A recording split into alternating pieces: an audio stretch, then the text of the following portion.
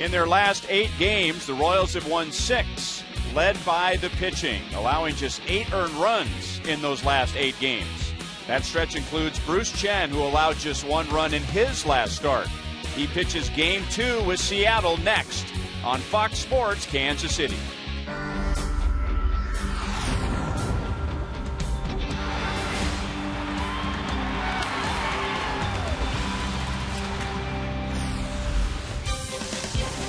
Royals baseball comes to you on a perfect night at Kauffman Stadium as the Royals play Game 2 with the Mariners after a 3-1 victory yesterday afternoon. And now the Royals have won 7 of their last 9, and they picked up a game in the wild card race, gaining 1 on the Tampa Bay Rays.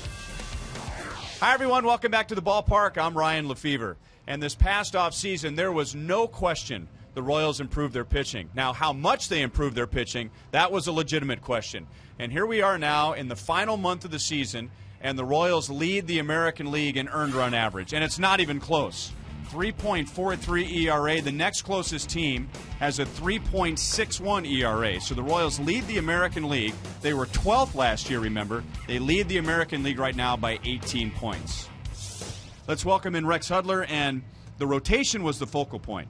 And the rotation, I think, overperformed for the most part in the first half. That did not include Bruce Chen, who's been a bright spot in the second half. You're right, Ryan, and the production has not stopped. But in this month of September, we just saw the numbers. They're in a pennant race. You're counting on your veteran pitchers, especially your veteran hitters as well. But Bruce Chen getting the call tonight in a day-to-day game where you have to focus day-to-day, keep the ball on the corners. Bruce knows how to do this. Keep it down. Even though he's been roughed up his last few starts, he needs to take that mound with the K with confidence. Set the tempo here for the second game of this long 4-game series and use that defense. That's beautiful pitch for Bruce. He's going to get a lot of guys to pop up because he keeps them off balance. But a young offense that's never seen him before, get it to Holland. Call the cops. This has been unbelievable performance, 30 for 30. Just get it to him.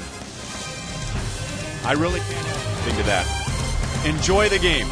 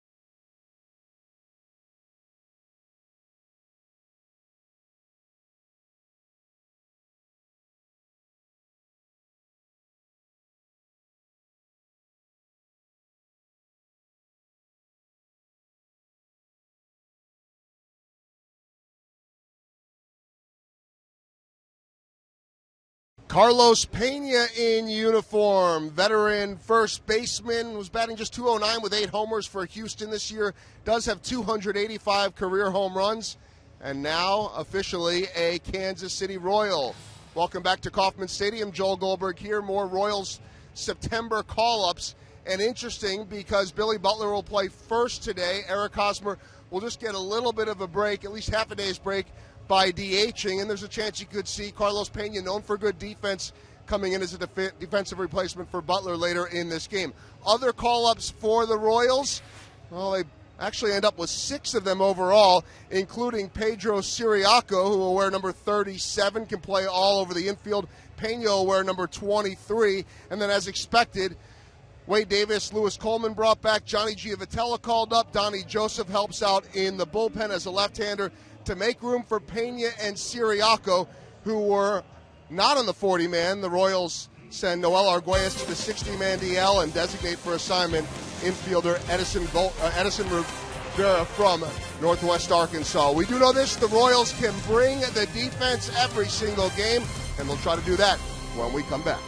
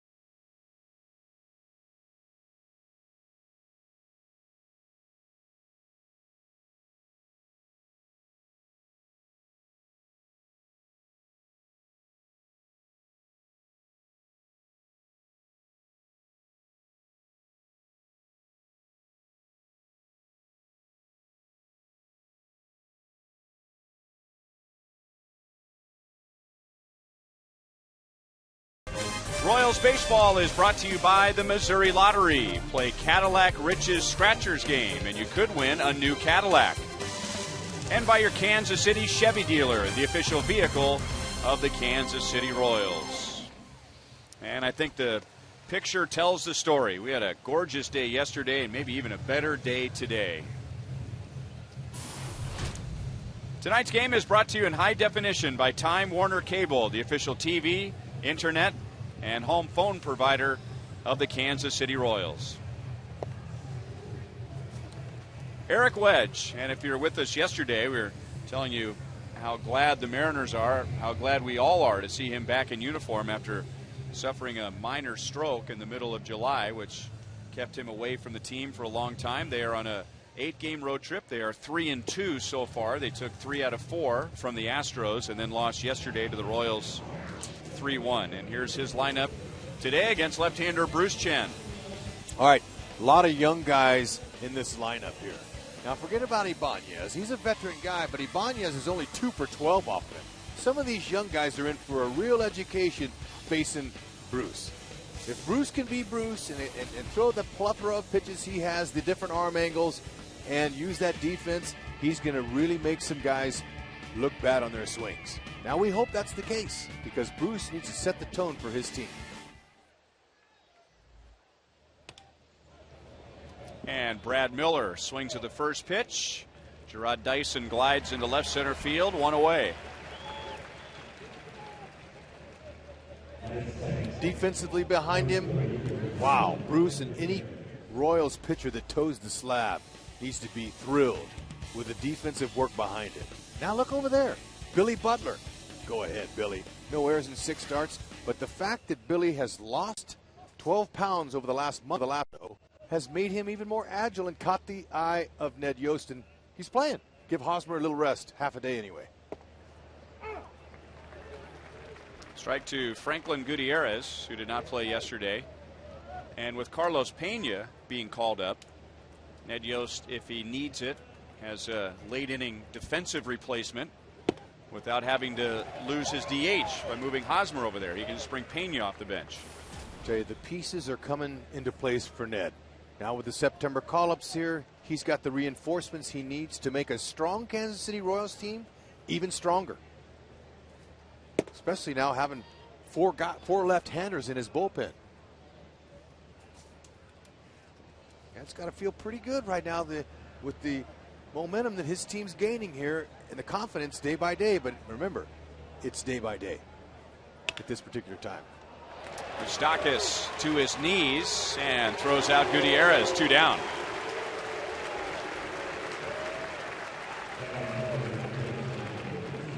Going to see Bruce pop up a lot of guys. He's kind of mainly a fly ball pitcher, but whenever it's on the ground, there is range to be found. Bruce says, thank you for picking me up, Moose.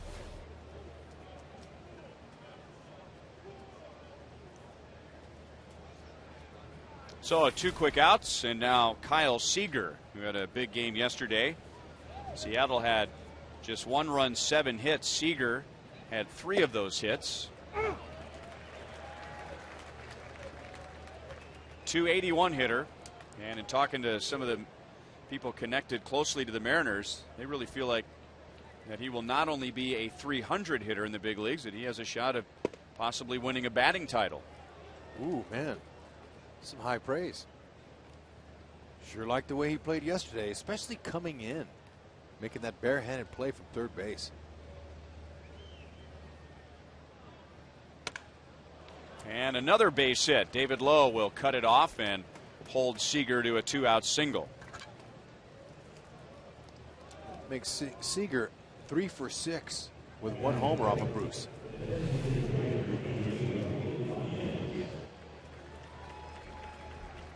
So Bruce, you know, after giving up a combined 13 runs over 9 innings in losses to Detroit and Washington, he regrouped Thursday and went really well against Minnesota.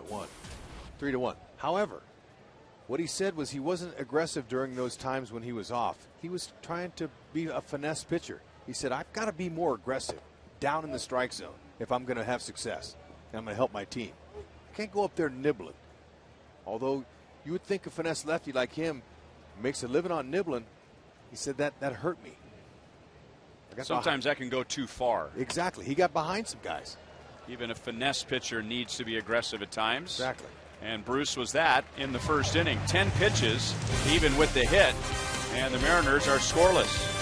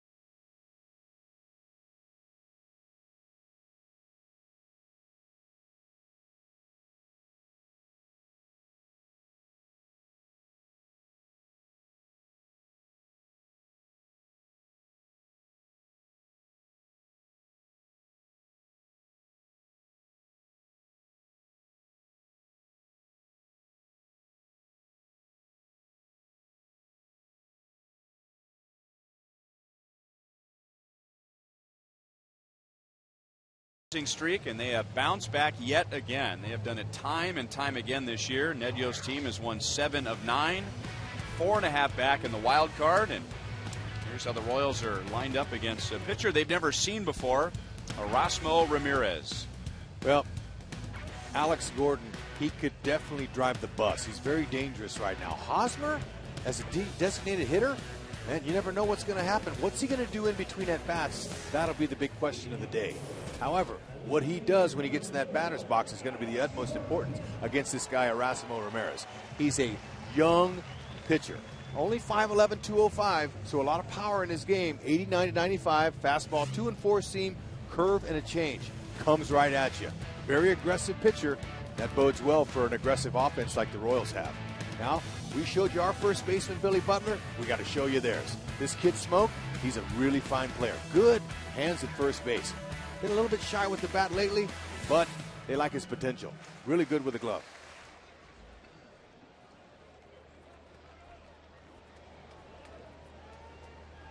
Mentioned Alex has been dangerous lately. He did not get a hit yesterday. That put an end to an 8-game hitting streak. He did reach with a walk.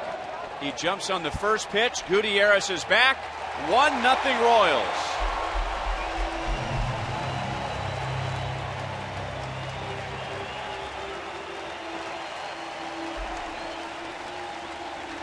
Aggressive pitcher, aggressive team. Alex Gordon, first pitch of the game, 1-0. All aboard.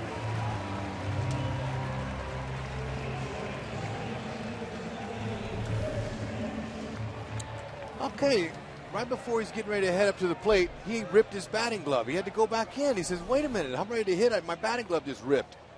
What a great sign. Oh, and then he steps in and doesn't waste any time at all. 12th career leadoff home run.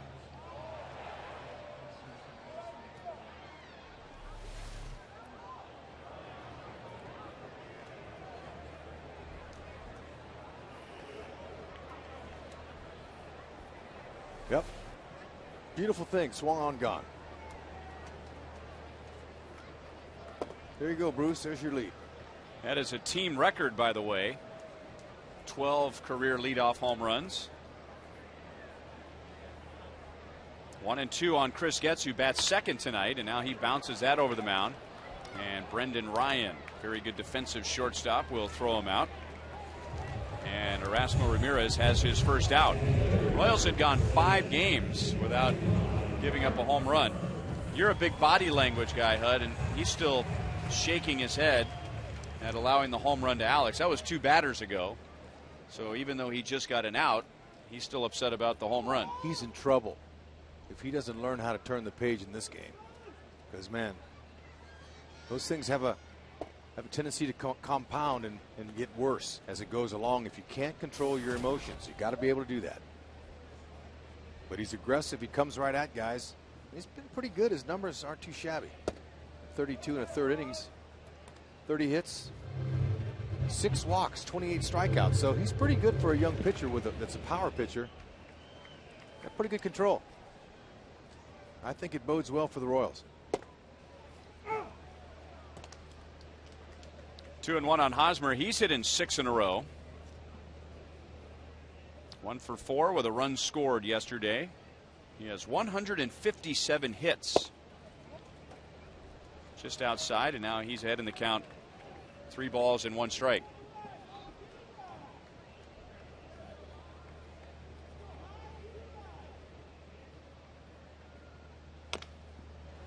Three and 2.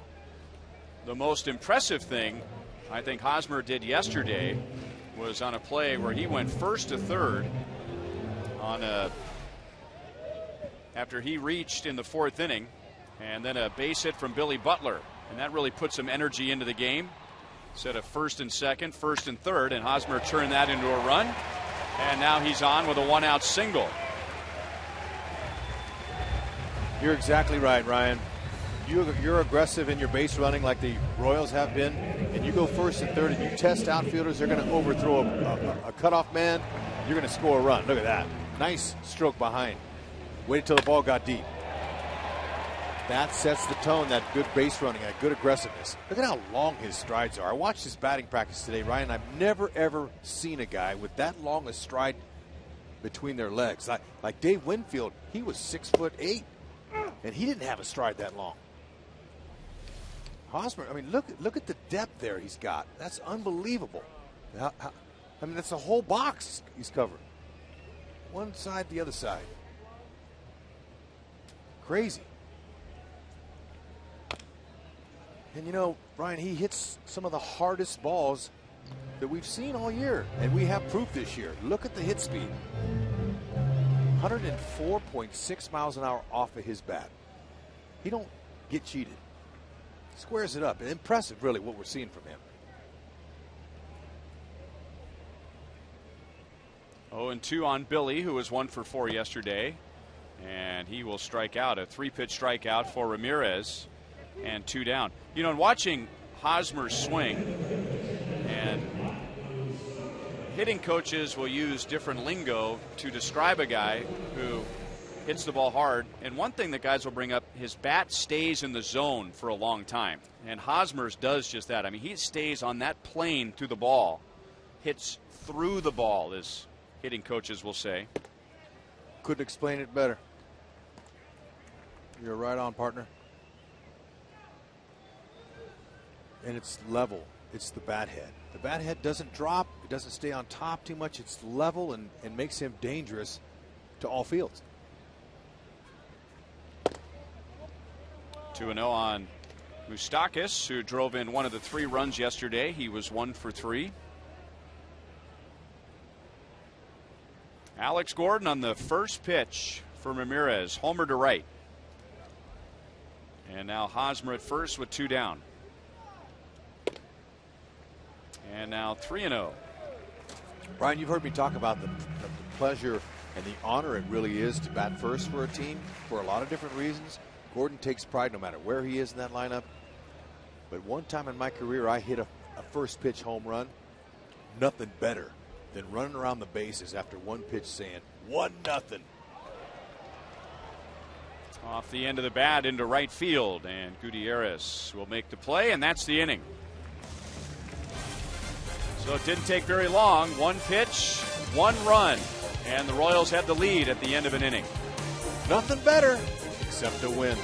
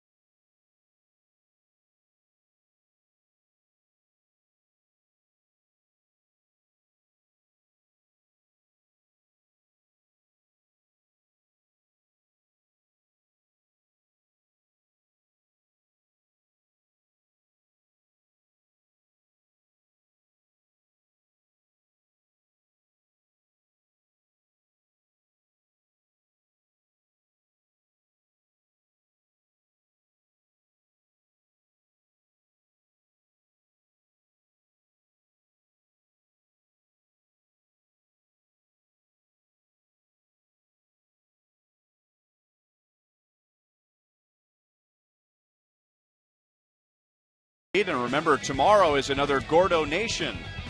Cheer on Alex in his special fan section. A $30 ticket includes a limited edition Gordo Nation t-shirt and a seat in the field box or plaza sections in left field. Tomorrow night, 7:10 against the Mariners. Oh, yeah. You know, he loves that. just like the rest of his teammates. Feed off of the crowd here at the K. Come make Alex feel so good tomorrow.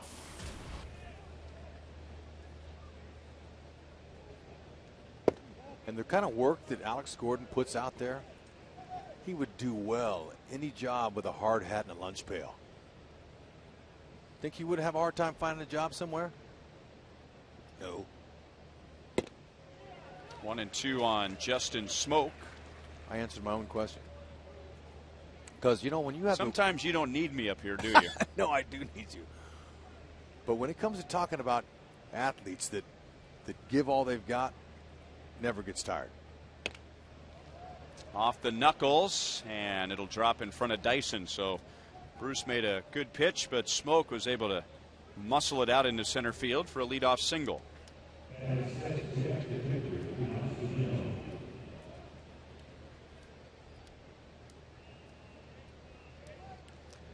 Bruce has done very well against the Mariners in his career, and he has a couple of memorable games against them. Bruce has one career save in his long career, and that was against Seattle in 2010. And he also picked up his first win as a Royal against the Mariners. And that was important because it was his first win in 4 seasons after coming back from Tommy John surgery. 0-2 facing Mike Zunino. You know, Ryan, another thing that's nice for Bruce is that he doesn't have to worry about the Mariners' running game. He's got really good moves, and you know, he's got a great catcher as far as catch and throw guys in Salvador Perez. So that's a big help for him. Tough play for Getz, and Billy unable to pull it out of the dirt, and that's going to cost the Royals as Smoak will go first to third. It is a base hit for Zunino, and then Smoak goes second to third on an error charged to Getz. Tough error, very tough. Ball was hit a squibber. Getsy's playing him to pull, so he was up near second base. Did all he could, and Billy, not accustomed to playing a lot of first base, couldn't dig it. But with the momentum that Getz had going far to his left, sometimes that'll pull that ball up the line. Your release point has to be just perfect.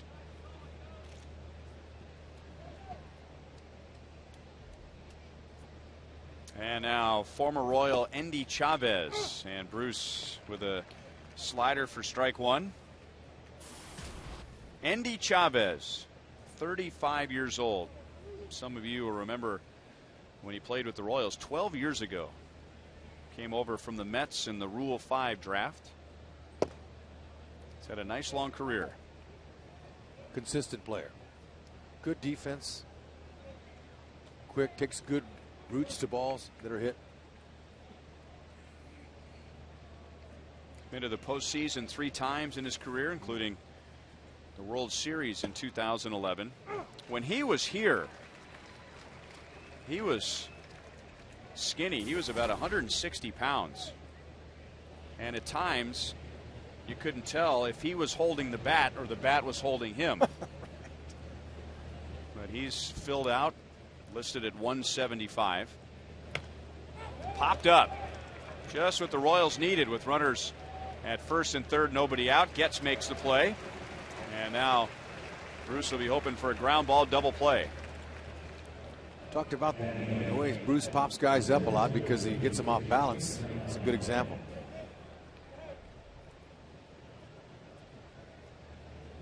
Because sometimes when your weight gets out in front as a hitter, and your weight's already forward, your hands are back, and then you just throw the hands, you're guessing.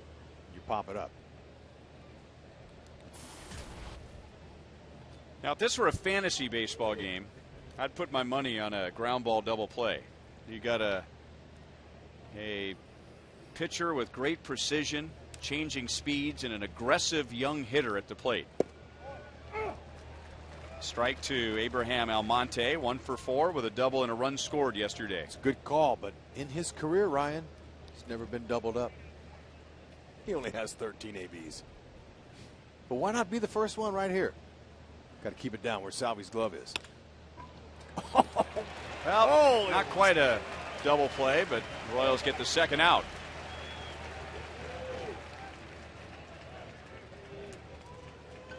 Oh, well, that's the way to get the out here. Almost doubled off the first base runner, Zunino. So now it's Brendan Ryan, who has been losing playing time at shortstop to Brad Miller. Miller's at second base tonight. Brendan Ryan hitting 194. That's what he hit last year, and there's a pop-up. First and third, nobody out, no runs. So Bruce Chen picks up the defense. 2 pop-ups and a line out, and the Mariners are scoreless.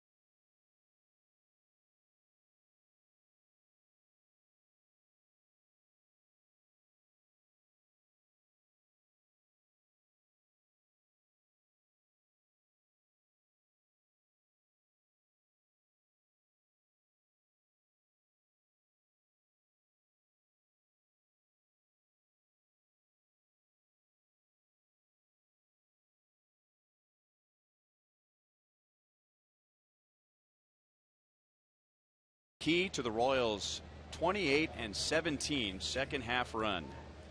Starting pitching, it's been there all year. Same with the bullpen. Defense, speed. What do you think? Or Well, all of the above? If you show me it again, I'll give you my true feeling. Okay, that's my true feeling, but you can't do that. We've got to pick one. I'm going to go, Ryan, because I love the speed game. I'm going with speed. Speed kills. Speed causes mistakes. When you don't have home run power, speed generates runs. And the Royals lead the majors with 128 bags. That's 10 more than any other team, and that happens to be in the National League, the Milwaukee Brewers. And 41 in their last 23 games. So the question was second half. So I'm saying second half and their nice run, speed has been a big reason, although those others are all playing hand in hand. But the Bonifacio finally getting an off day.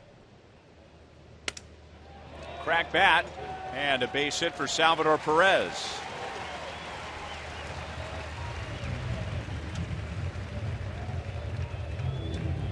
Yep.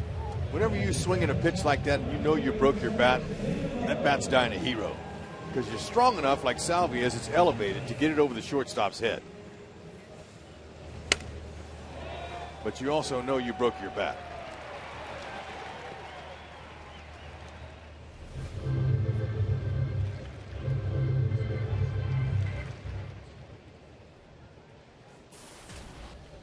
David Lowe, who was 1 for 3 yesterday, fouls it off the plate. David Lowe yesterday almost made one of the greatest catches I have ever seen. Diving and airborne at the same time. I asked him during batting practice today, and he said it nicked his glove. He could feel it go off the tip of his glove.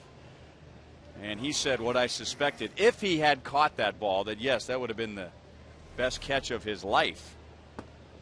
I was telling him, boy, you know you're good when it's a good-looking play and you don't make the play. And once the action stopped, the fans, 20,000 here yesterday, give him a big round of applause for his effort. You got that right. It was special. I had to go in the locker room and tell him that. Of course, he knows it, but you know, he's a very humble guy. He's young. He's a rookie. But I told him I was impressed with the roll. And he said the roll comes from my football days. After making a dive and catch, I knew how to roll. And he was airborne for a long time. But you love the effort. Down on strikes, 94 miles an hour from Ramirez. That is his second strikeout. Yeah, if he'd have made the catch, then I would have wanted to see if he would have kept his feet in bounds. Exactly.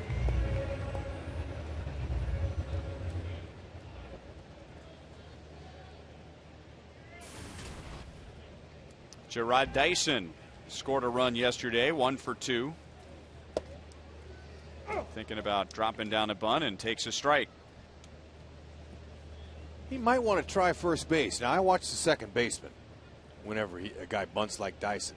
Second baseman, he was coming straight in here. That's good. If you make the first baseman come in, you can walk into first base.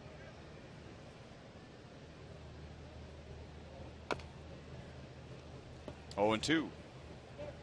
Now, the best way to defend a bunter with his type of speed is for the second baseman to go to first and have the first baseman come off and field it. Second baseman come here. First baseman. He has to play in, though, doesn't he? He does. Second baseman. You got to cheat. You got to cheat with speed like that. You can't play him straight up, and he's cheating some. Even with 2 strikes. Zunino. You know, infielders, you really got to know everything. The outs, the speed of the runner, the pitcher, what's coming. I mean, you don't have time to hardly think at all outside of your business there on the field. You got to always be ready and sharp and thinking about what you're going to do a pitch or two ahead. 2 and 2. Know what you're going to do when the ball comes to you, and know what you're going to do when the ball's hit to one of your players in the infield. There's a lot to remember, especially middle infielders, second base shortstops. I never heard a fan yell at me ever in the infield. When I went to the outfield, I heard everyone. It's because it's a You're difference. thinking so much on the Yeah, infield. there's a difference of focus. Outfield, you don't have to be that focused as far as thinking. So you don't have time to listen. But in the outfield, I heard everybody. And that was not pretty at times.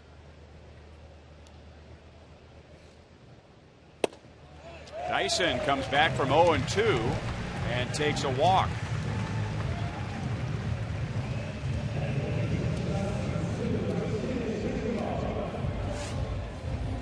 Oh, now look, Gordon, I'm sure he's looking right there. He's got a chance to acknowledge that fan right there with some kind of, hey, tap the heart, love you, see you, thanks, raise the roof, a little something, and I'm sure he did that. He probably winked at him and waved. And Gordon's a very humble guy. But those young people right there, they love him. It's great to acknowledge the fans. So 2 on for Alcides Escobar, who has hit in 7 straight. One of the big plays yesterday was a run and hit play, not a hit and run. And Ned talked about that after the game, that for clarification, there's a big difference between the two. But Escobar saw it as a hit and run opportunity and took full advantage of that hole on the right side, and it was executed beautifully by the Royals.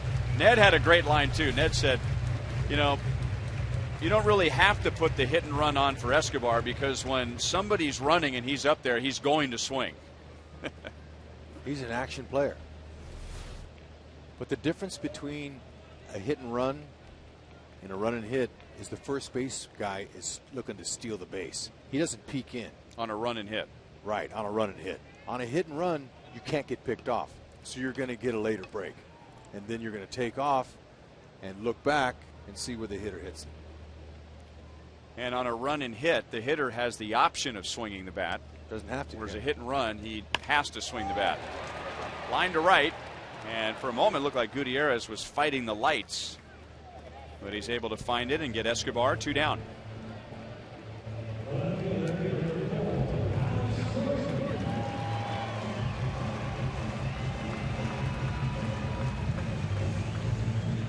It's an action game, but when you have runners, you have a way to generate offense, and you put pressure on defenses.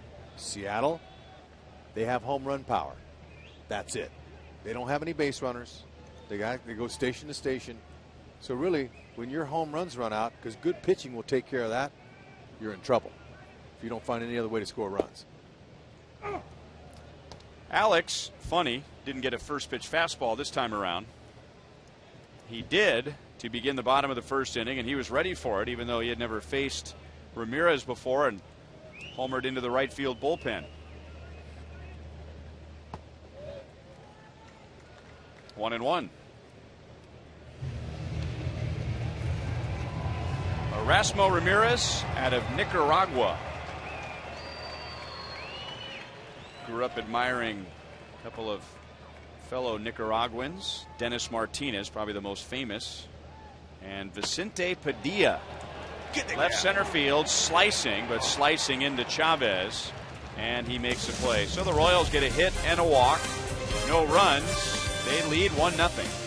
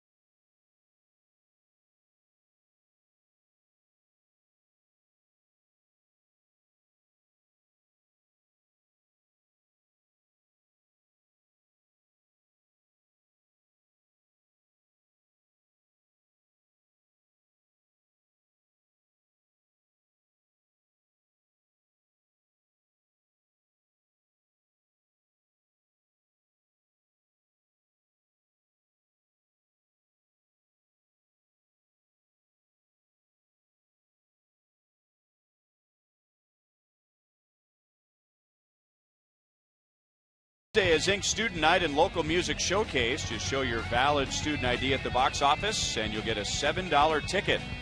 Make sure to get here early for drink specials and live local music in the outfield experience before the game. Tomorrow night against the Mariners, we are featuring the band Cowboy Indian Bear. I believe they played here last year. Back by popular demand. Good. Royals.com/student night for tickets. Emilio Bonifacio has taken over at second base for Chris Getz. Maybe Chris Getz hurt himself on that ball that he had to range too far to his left. I don't know. We'll get a report. And looking at his night, he is grounded to short. That was in the bottom of the first, and then the play that Hud was talking about. Committed a throwing error in the second and then handled a pop-up and a line-out. As Miller was reaching, Bonifacio tested right away. That's the way the game goes. And throws out Miller, one away. When you get off balance, I explained it, you either pop it up or you hit a little ball like this.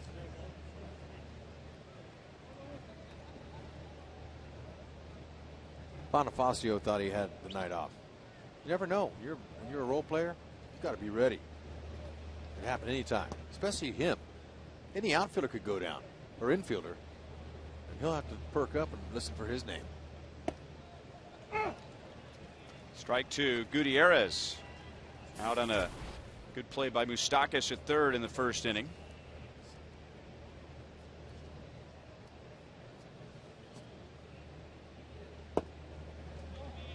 One and one. Franklin Gutierrez, boy, the last 3 years for him have been a nightmare. One injury after another. This is just his 24th game this year. That ball might come back, and it does not. 1 ball, 2 strikes. Gutierrez last year played in 40 games, and the year before that 92 games.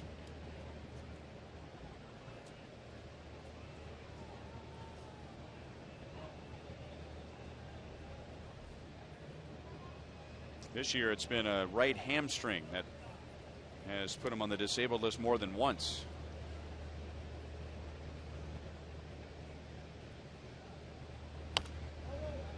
Still 1 and 2.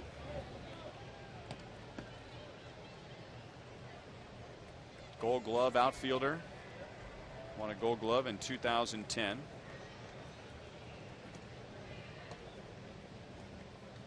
Hamstring's the worst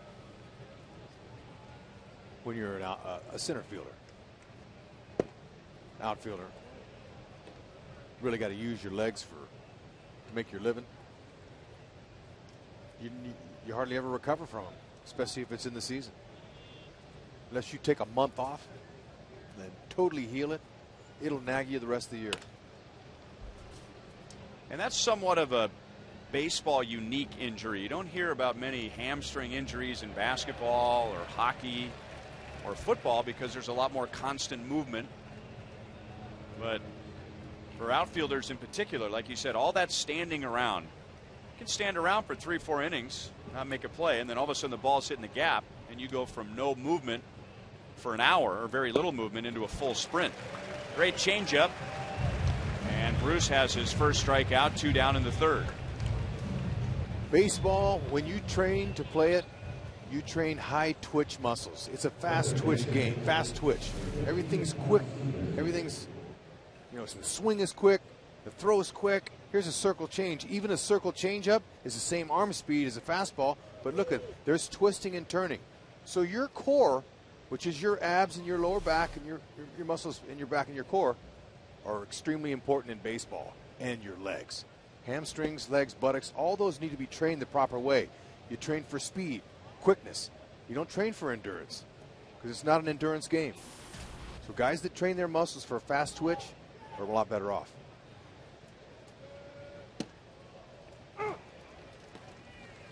I think we need to get a camera up here in the booth because fans were getting the audio there, but they didn't get the benefit I did of the physical demonstration of the fast twitch muscles.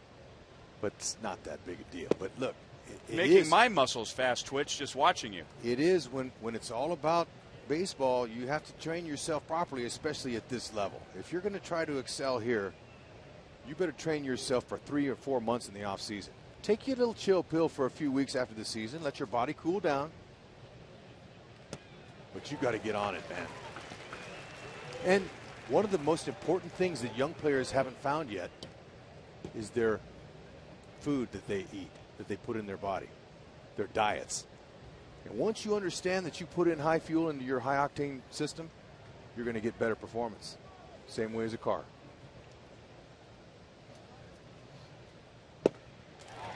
Look at Bruce. He's a Ferrari. Way to go. Speed him up. Slow him down. Put him away. Nice.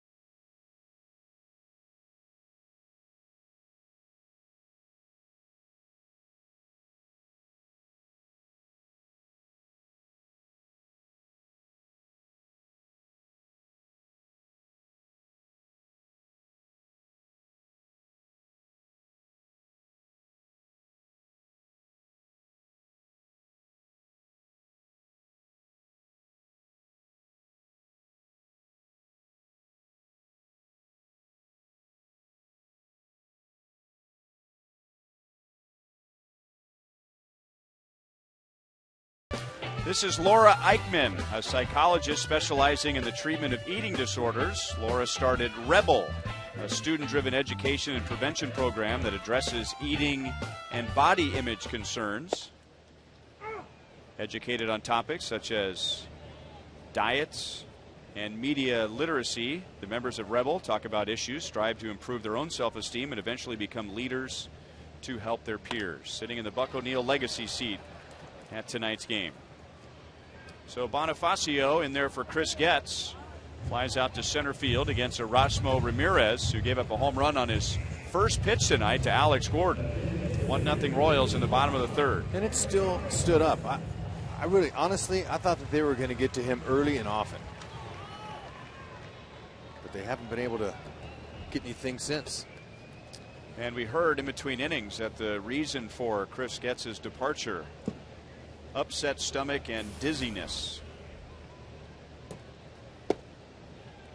Strike to Hosmer. Eric went the other way and singled to left in the first inning, so he's hit in 7 straight.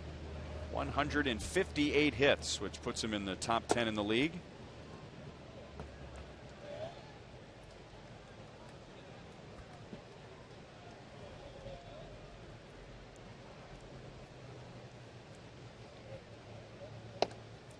I remember Eric's rookie year 2 years ago. There was a game right around the All-Star break, I want to say, and he tried to steal third late in the game with 2 outs. He was thrown out. It may have even ended the game. And the feeling at the time was, well, was that the right move? I don't know. But then we started to think, how many first basemen try to steal third because they're aware of how important their run is and even think to steal third? That was when the Royals had long leashes on the base paths, and Hosmer took full advantage of that. He loves to run the bases, and I was talking to him today about that first to third play yesterday, and he said that comes from his father. He played for his dad in Little League, and his dad was big on running the bases aggressively. And as Eric walks with 1 out, said his dad, one of his biggest pet peeves as a Little League coach was kids that could hit and they could pitch, but they didn't take their base running seriously. So that goes back to his Little League days, running aggressively, and there aren't many first basemen in the game that run the bases like he does. No, there aren't. But I tell you, that just adds to his stardom.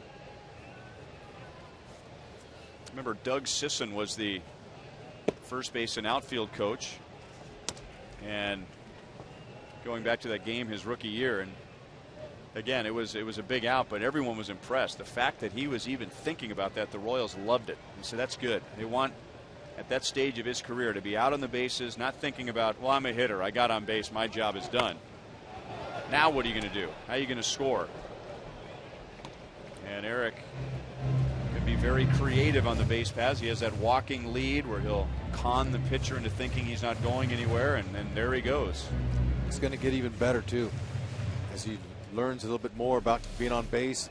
See how casual he looks, you know, and pitchers are going to forget about him. And, you know, early they will. I mean, they won't see him as a legitimate threat. Should be an easy double play, and it is for the Mariners. 4-6-3. Billy is 0 for 2. The Royals send 3 to the plate in the third inning. 1-0 Royals.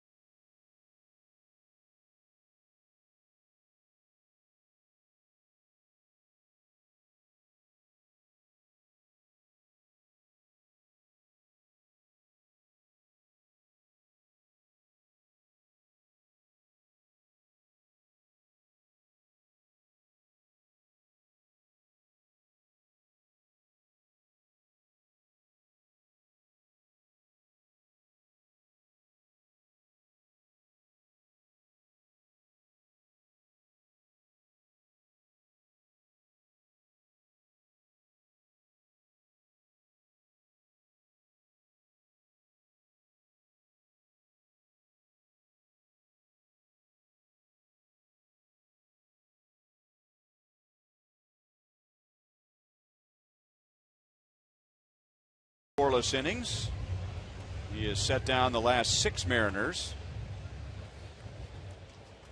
And he'll face former Royal Raul Ibanez. He's having a big year. Raul, at 41 years old, has 25 home runs. And he is moving in on a record you don't hear much about, but that would be home runs hit by somebody that age. Ted Williams hit 29 home runs when he was 41 years old, and Raul is at 25. There you go. Pretty impressive people to be in company with there.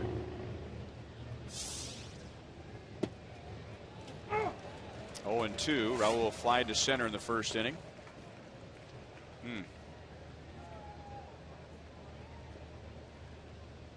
Pretty impressive. But since the All-Star break, though, he's kind of fallen off. He's got just 1 homer.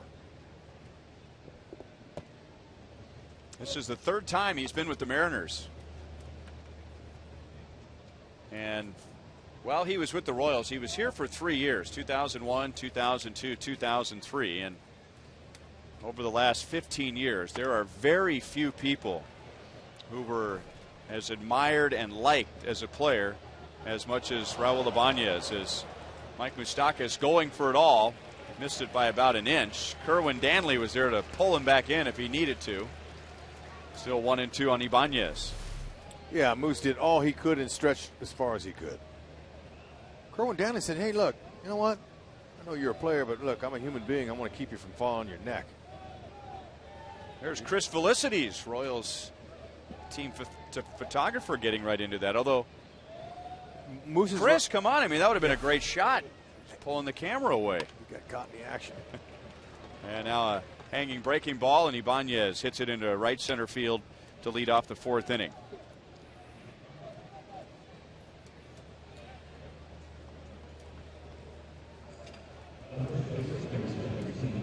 All right, our AT&T rewind. We'll show you how Bruce has kept guys off balance. Okay, a jam shot there. Okay, there's one there. That was kind of a jam. He was off balance.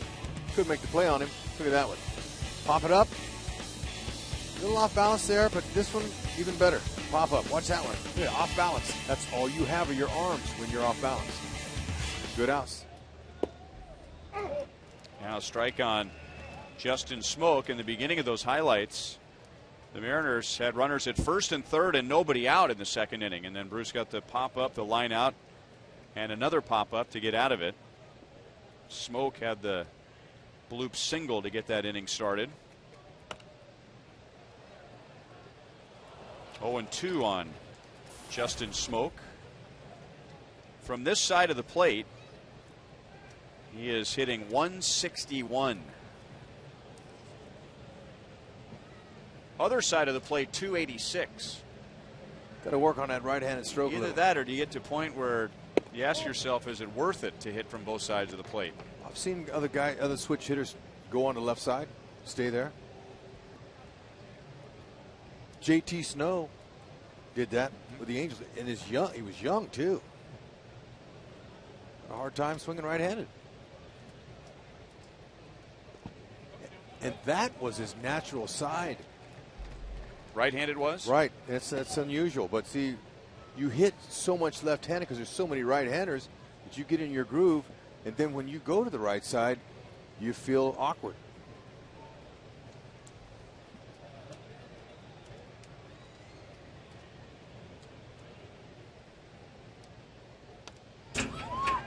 Still 2-2. That foul ball spooked some fans behind home plate. So that's a great seat when you're in that front row, right behind the screen. You can see the break on the ball, and you can see him fouled right back to you.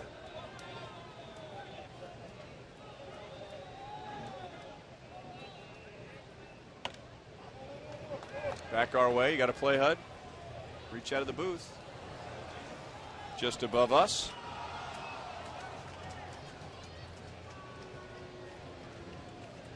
What a great night. 83 degrees at first pitch. Wind blowing out of the north, northeast. Just gorgeous. Spotless blue sky. We have really been blessed with great weather this summer. Moustakas will play it to first and takes care of Justin Smoke as Ibanez moves up to second base. It's the only play he had. Two hopper, slow hit, take the out first.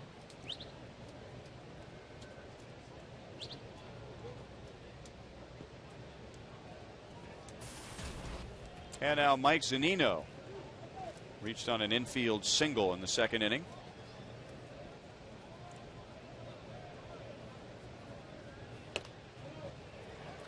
Oh and 1. Zunino was drafted just last year out of the University of Florida, drafted in the first round. He is the long-term solution behind the plate. Missed some time in July and most of August with a broken hamate bone, a small bone in the hand, which often breaks on a swing. And typically, it's your bottom hand because it's on the knob. And sometimes when you swing and it rotates, that little hamate bone sticks out. It's a hook bone, and you break it. Speaking of hook to Escobar. Zunino is out. Ibanez stays put at second base, 2 down. Tomorrow night, another 7:10 game with the Mariners, and then an afternoon game on Thursday afternoon. And that's our next all-you-can-eat day at the ballpark. All the hot dogs, nachos, peanuts, pretzels, and Pepsi products you can handle for just $40. So come hungry if you're going to come out on Thursday afternoon. You can get your tickets at Royals.com/all-you-can-eat.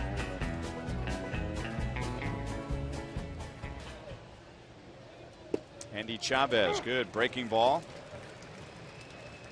Chavez popped out to second in the second inning. That was the first big out for Bruce Chen as he got out of a first and third, nobody out.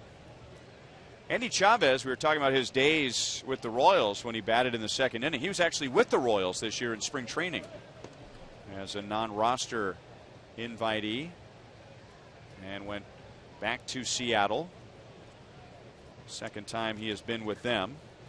He was with the Mariners back in 2009. 2-1. You know, there's an attraction to teams, or from teams, to guys like him that are veterans. He's in his 10th year. Takes good care of himself. He's in good shape. Hits from the left side. Can play in the outfield spot for you. But he can lead. Ibanez, still productive, but he can lead. When you have a young team, it's good to have some guys like that that can help police. Bonifacio to the grass and throws him out. So another scoreless inning for Bruce Chen as he gets around the leadoff single. Royals lead 1-0. Nice.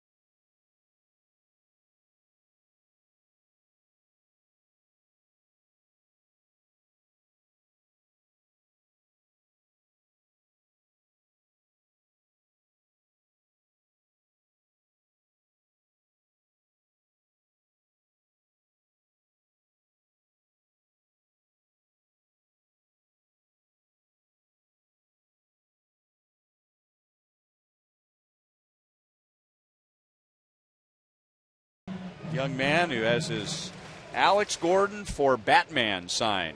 And he's got his face painted like Batman, and that's what Alex was on the first pitch from Erasmo Ramirez in the bottom of the first inning. Alex homered, and that's the only run tonight. Mike Moustakas leads off. He takes a slider inside. That lady's got those antlers on. She's looking for something off of Moose's bat with a big stroke. Maybe he can go deep. He likes to pitch middle in. He's looking for something elevated.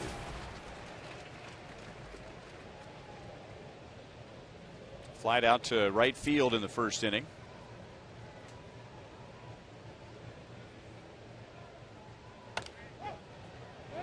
And now popped up to the left side.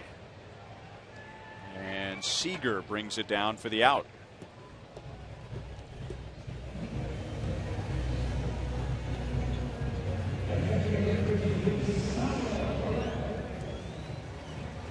Well, speaking of those young fans, remember you can sign your kids up for Sluggers Blue Crew. They can come out to the ballpark decked out.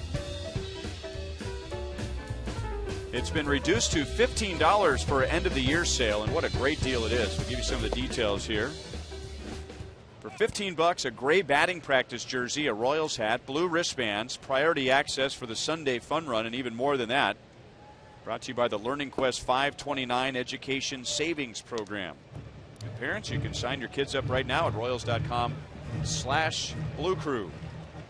2-0 on Sal. He singled to left in the second inning. He hit .398 against the Mariners last year, so they have been pitching him carefully in this series. Very odd that the Royals wouldn't see a team until September the 2nd. Drilled to left field. It is gone. Salvador Perez hits his 10th home run of the year.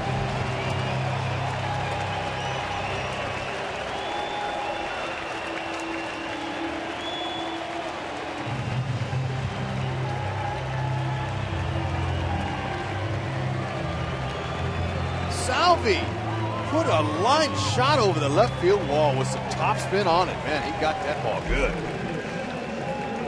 Luis Mendoza picked it up and threw it to a really happy fan. Over that Royals bullpen, great stroke. You throw it hard, I'll hit it hard. Inner half of the plate, short to the ball. That's where you get the speed, bat speed. And now David Lowe bunts. Didn't bunt it very hard, so Zunino is able to throw him out. David is 0 for 2.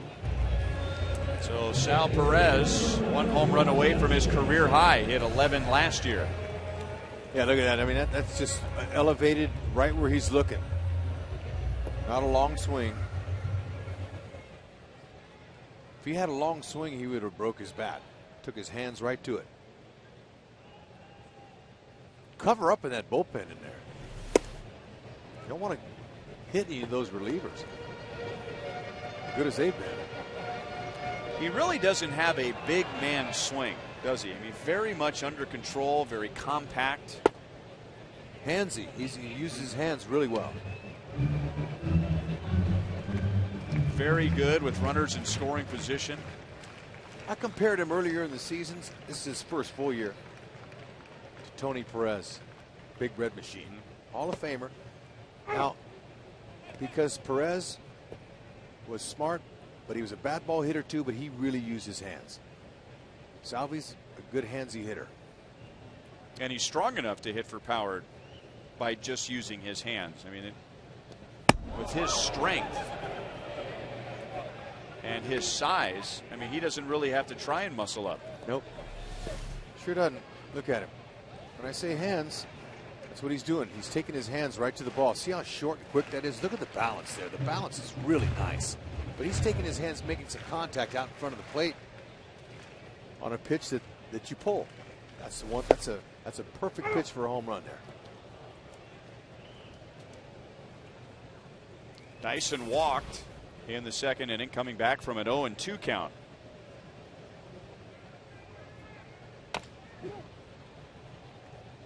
Still 3-2.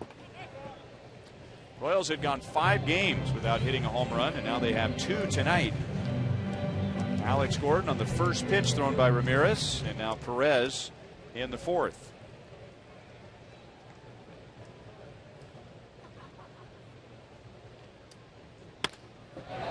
Lined into center field, base hit for Dyson, so he's on for a second time.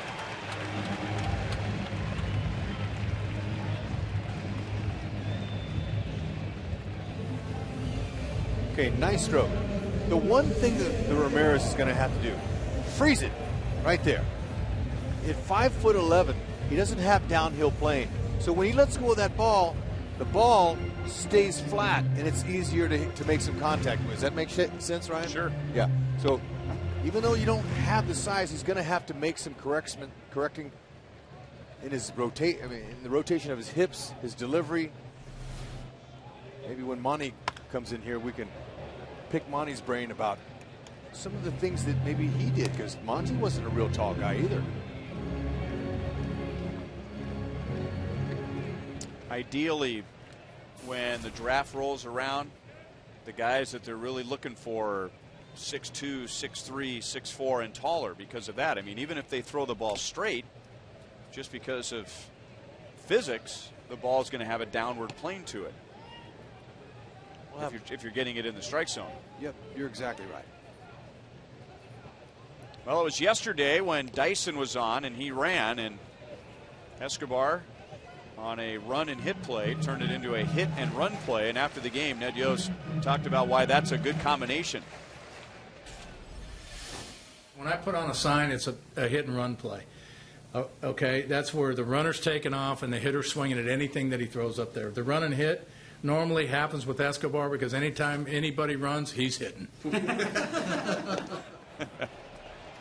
Dyson was running, but timeout had been called. So Dyson thought he had his 30th stolen base. Lance Barksdale. I didn't see if he pointed at Zunino or Escobar as to who called time. It was Escobar. Okay, but that's a little late to call time. Home plate umpire Lance Barksdale does not have to grant him time. You use your discretion. If the pitcher's in his windup, why do you want to call time and risk injuring the pitcher?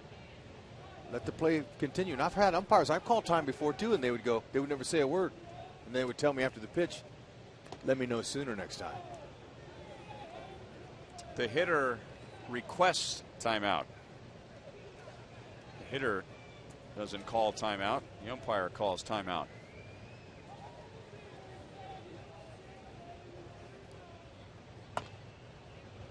Back to Ramirez.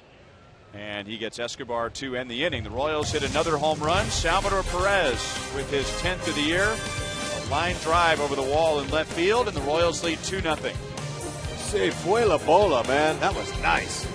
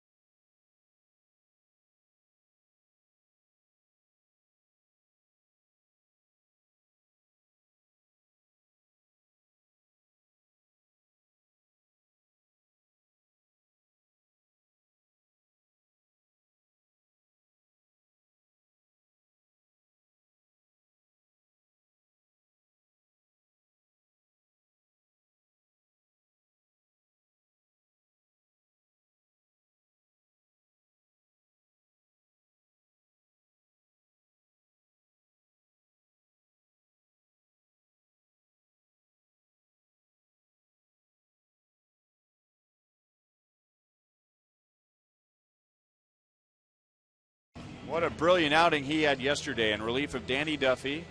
Second most strikeouts by a reliever in Royals history, 8 in 4 1/3 innings.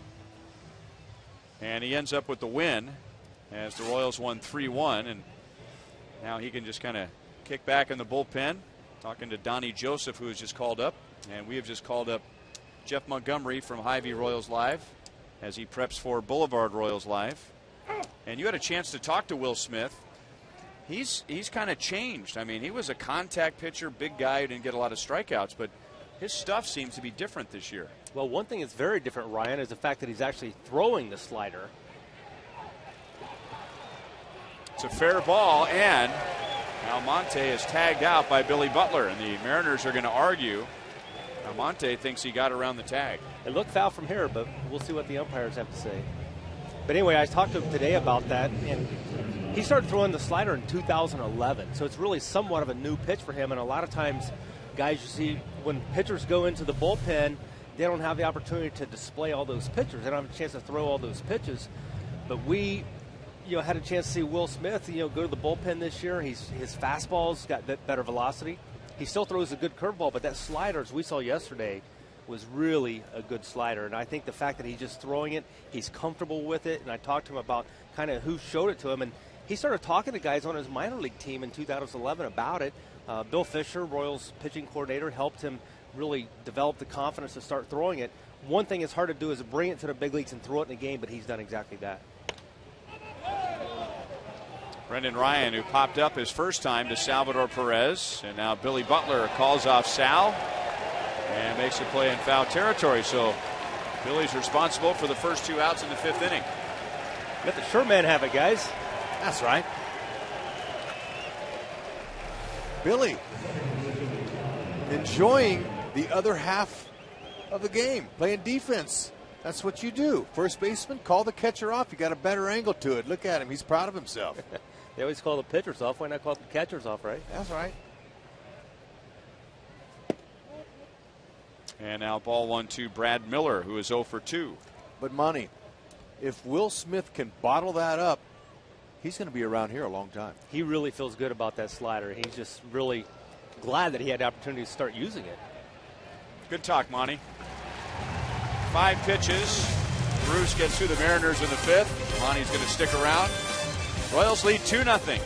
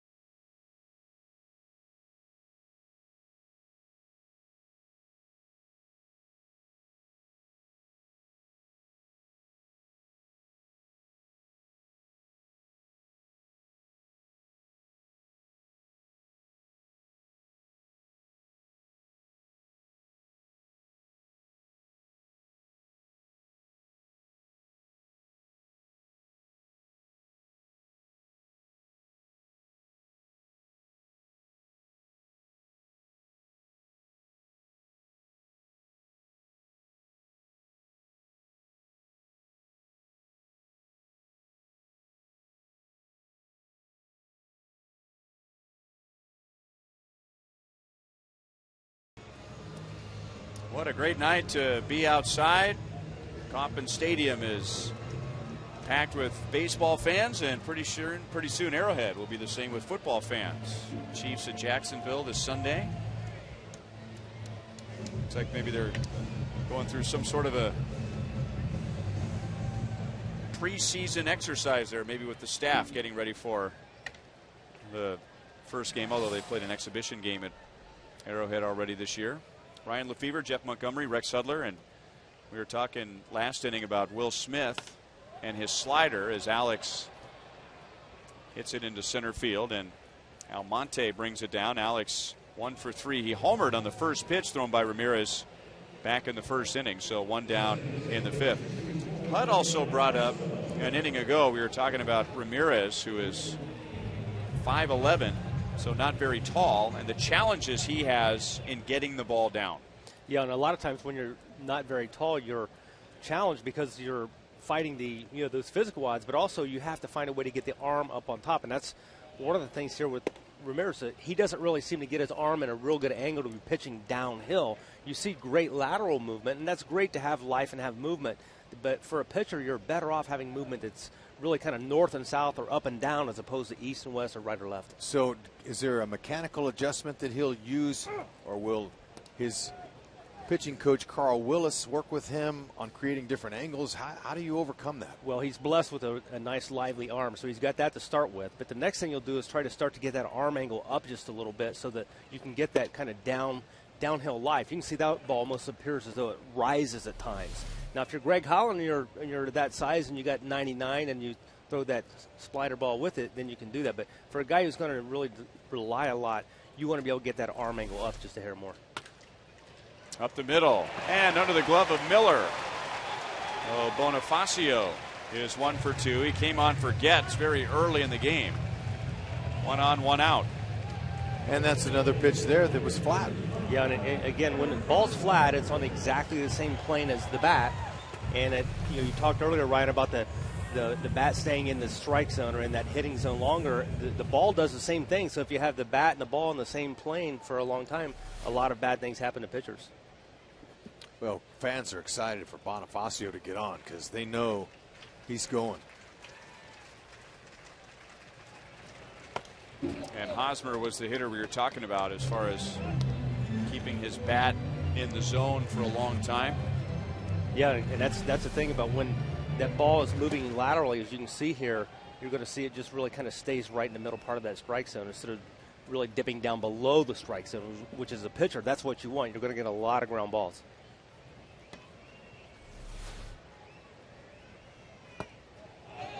A delayed steal by Bonifacio. We've seen him do that a couple of times. That is his 24th stolen base altogether, but with the Royals, he is 12 out of 12. Okay, Mike Zunino, he's a rookie catcher. I don't know how many times he's ever had to try to throw out a guy. Watch Bonifacio. 1, 2, 3.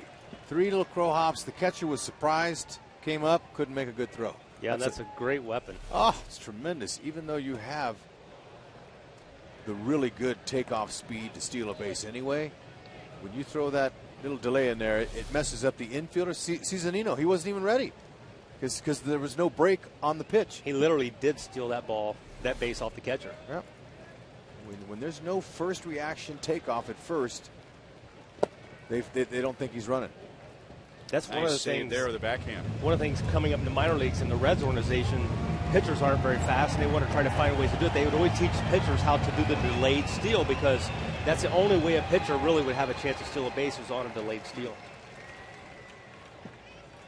Don't see that very often. You don't call it delayed steal very often, but when it's executed perfectly like Bonifacio did, you wonder why you don't see it more often. He's 3 for 3 in those this year. 3 and 2 on Hosmer as he comes back from 1 ball, 2 strikes. Eric has singled and walked. He has hit in 7 straight. Bonifacio 12 for 12 in bags. Ryan's having to give up some ground. It's short. And a walk after falling behind 1 and 2. That's 3 given up by Ramirez. I think Hosmer wants to hit 300 this year. He knows that a walk and a knock in a game is going to get in there, but he's got a knock and 2 walks. It's even better. Great on base percentage. Yep. And he's close. It's a hard thing to explain but Hosmer has been drawing more walks because he's hitting better. You know, there are very few, very, very few bad hitters who walk a lot. You guys probably heard me talk about this before, but a walk for a pitcher, it's demoralizing. I mean, it really brings you down. It's more than just a guy on base. It's something you've just given in. You've not done your job to give your defense a chance to get an out for you. And I think it has more of an effect than people realize. That's why the walk is obviously, I think, a very important stat. Well, and that leadoff walk, and I've said this before, I hear it in my sleep sometimes. Denny Matthews has said so many times on the radio, leadoff walk, late innings, close ball game. But you never talk about a leadoff hit. I mean, as you say, there's something more demoralizing about the walk as opposed to a leadoff hit. Billy through the left side for a base hit. Bonifacio around third, and he will score. Throw back to second base. Hosmer's back in time. So Billy Butler drives in his 70th of the year, and the Royals have a 3-0 lead. Tell you what, Billy got brushed back to pitch before, and he said, you know what, I don't appreciate that. You almost picked out a thigh. That would have hurt. So I'm going to get the next good hard one I see. And he did. Carl Willis coming out. Okay, watch this. I like Bonifacio, the way he hit third base here with his foot. Watch this. I mean, perfect turn. His foot was already turned towards home. He didn't have to take a big round turn. He cut that corner, sliced it like a nice piece of pie right there. Beautiful. No chance you're going to get him. We've seen 2 base hits on ground balls, and Billy's base hit there, and Bonifacio's base hit up the middle. But those are not ground balls. Those are balls that are hit well. They're nearly line drives, and that's the difference in getting the ground ball that you're going to get a 27 hopper to second baseman as opposed to those ground balls that are base hits. And now a chance for Moustakas to make it an even bigger inning. He is popped to third and flied to right.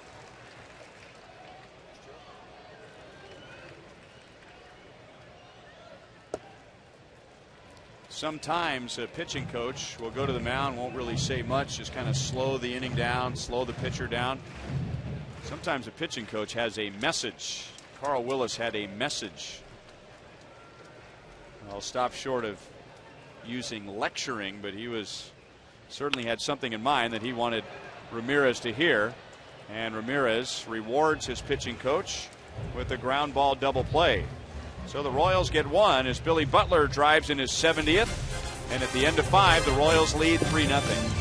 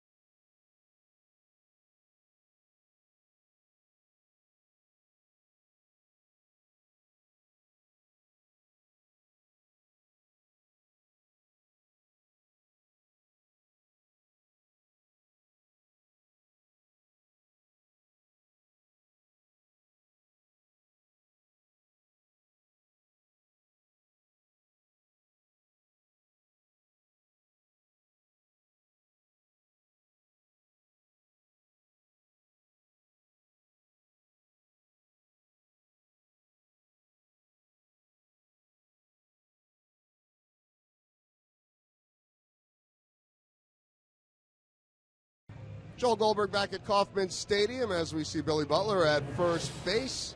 Let's take a look at some news and notes. The Indians struggling right now, 1-6 on their current road trip. Justin Masterson injured his oblique yesterday. They're saying they hope he misses one start, but it could be longer. Miguel Cabrera returned to the lineup after missing 3 games. He's 0 for 4 tonight. Oh, by the way, they've been playing just fine without him, as hard as that is to believe. And then, how about this, guys? AL wild card, Major League Baseball announcing today that the game will be played on October 2nd. So, if you want to dream a little bit, that would be the game that the Royals are trying to get into. But back to that oblique strain for Justin Masterson. How often have you guys, and he has been their ace, he's their James Shields, how often have you heard an oblique strain be 1 game? Good point for not just a pitcher, but anybody. Anybody. Look at anybody, but Lorenzo Cain most recently. That's an injury, guys, that you really can't put a slight in front of. I think there's any such thing as a slight oblique strain. I'm just glad I didn't have obliques.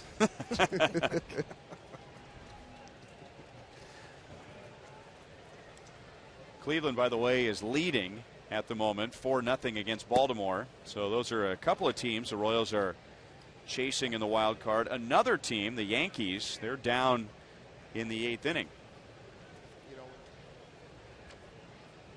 1-2 on Franklin Gutierrez. He is 0 for 2. And it's fouled away. Ryan, when you look at strength of schedule, and that matters in so many different ways. There's so many variables to this. And the Indians have a bit of a softer schedule than some of the rest of those teams. And you talk about Tampa and Baltimore and the Yankees in that tough American League East division. That's not exactly easy. And so, you look at how this thing plays out and who's going to be a spoiler, who's still battling. I mean, the White Sox have looked like a team that's been pretty dead a lot of the year, and they got beat up yesterday. And there you see all those teams. And Texas, Oakland, one of those is going to win the division, and probably a good chance one of them gets the wild card. But the rest on down, we haven't mentioned Tampa Bay. They are really struggling right now. The Angels took it to them last night, and they are not hitting. The Tampa Bay Rays are in a big-time rut right now. And a base hit to left field for Gutierrez on a 1-2 pitch. So he's on for the first time. There's a lot more pressure on teams being hunted than the hunting. Teams that are hunting to get you. And it can be a position where if you're at the top and you start losing ground, there's some panic that sets in. I was on a team in '95 that had an 11-game lead late in August, and we lost the lead +3 to the last week of the season. And it was helpless. And we were being hunted. And all of a sudden, we felt like we were being hunted. We felt panic set in. So that's why anything can happen this last month of the season. There's been a lot of different stories that are out there, too, of collapses. But it's a helpless feeling. But when you're the Kansas City Royals and you're armed with pitching, and everyone knows it, and a great defense, you're a really hot team, and teams are worried about playing you. Ooh, blasted to right field. And Kyle Seager makes it a 1-run game. That is his 22nd home run of the year, which is a career high for him. Driving in Franklin Gutierrez, and now it's 3-2. Well, we wondered when we were going to see some of that power. Yeah, he's definitely got some pop. He's been a hot hitter really all season long. He's been an accident waiting to happen here. I don't remember the last time we saw one hit up there, Ryan. Who was that? Not Travis Hafner. 423. Yeah. Wow. Where that went. Joel and I might find that when our post-game show up in Rivals. She might. And I think Travis Hafner hit one up there. He did. He did. Grand Slam. Last year.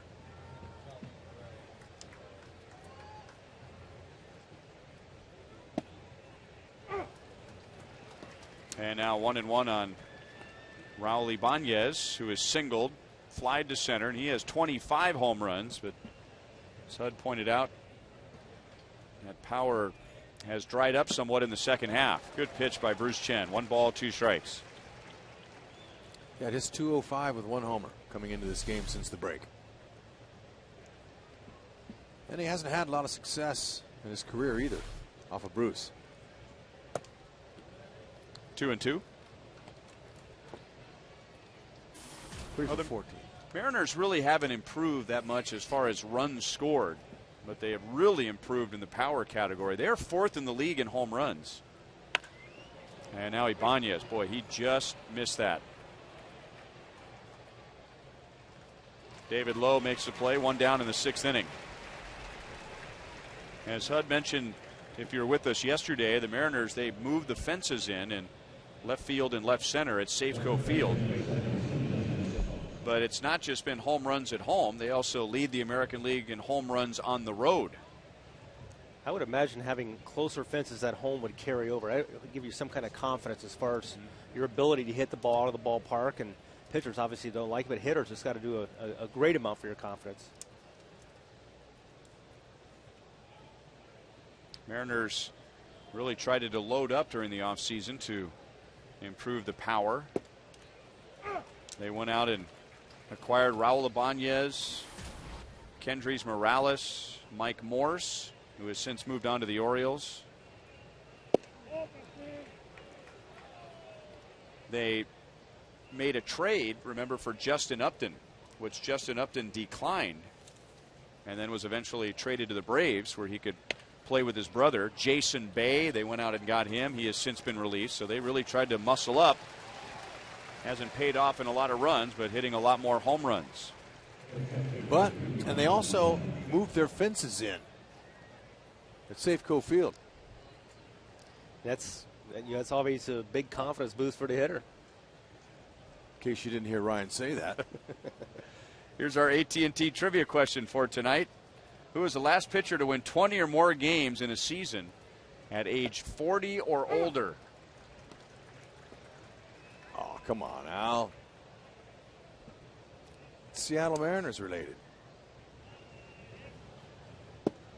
Randy Johnson? No. Jamie Moyer? Took him deep 3 times in my career. Good answer. How could a guy who gave up 3 home runs to you win 20 games? Isn't that beautiful? You got to trick him. He tried to sneak some cheese past a hungry rat. Monty, he couldn't do it. I think Al did too. Al did. Al tried to get us on that one. Ryan guessed it in 2 guesses, though.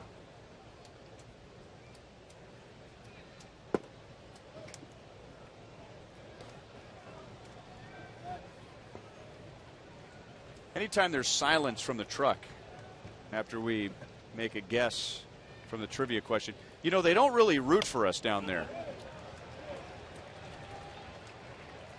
So Bruce gives up a 2-run home run, but then he gets Ibanez, Smoke, and Zunino. Mariners back in the game. It's 3-2 to the bottom of the 6th.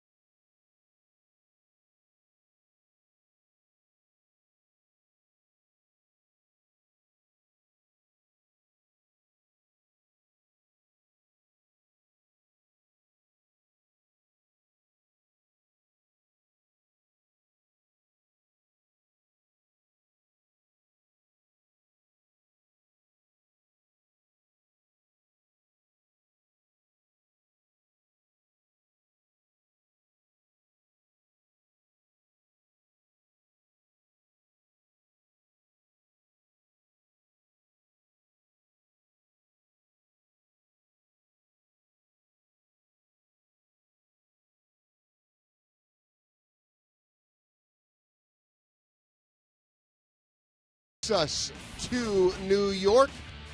where the Royals fans, well, you always root against the Yankees, but you also got to pull for the White Sox here.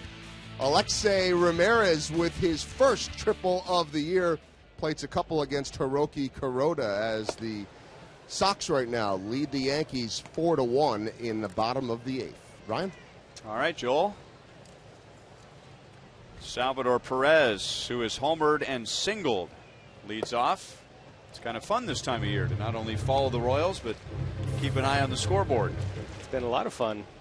Everybody in town talking about it. Still a long way to go, but a lot of fun could be had. That's the good part about it, what you just said. It's still a long way to go. Even though you might think, what? What's he saying? 20, how many games left? 24 after today. 24. They got a little time.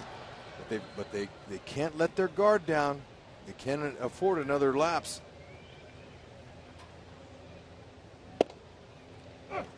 3-1 on Sal. Coming in, I talked to their pitching coach over there, Carl Willis, several of their broadcasters, and I talked about Ramirez saying he's got a fastball, curve, and a change. I'm seeing a slider now up here. Monty. Yeah, I haven't seen as many changeups now. He does cut that fastball and almost like a slider effect. Yeah, so it's the cutter then. Mm-hmm.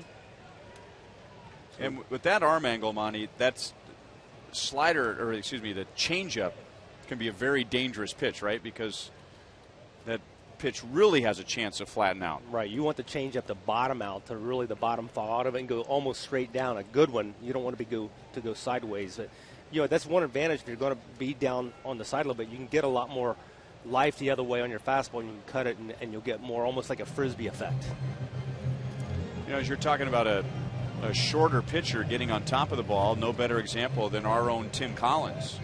I mean, he's got a little bit of a funky delivery to give him some deception, but when that ball comes out of his hand, I mean, it is at a straight over the top angle. Right. Not many pitchers have the ability to go sidearm. Guys like Randy Johnson were so tall, they could go sidearm, they still get that downhill effect, but a Tim Collins, he has to be on top.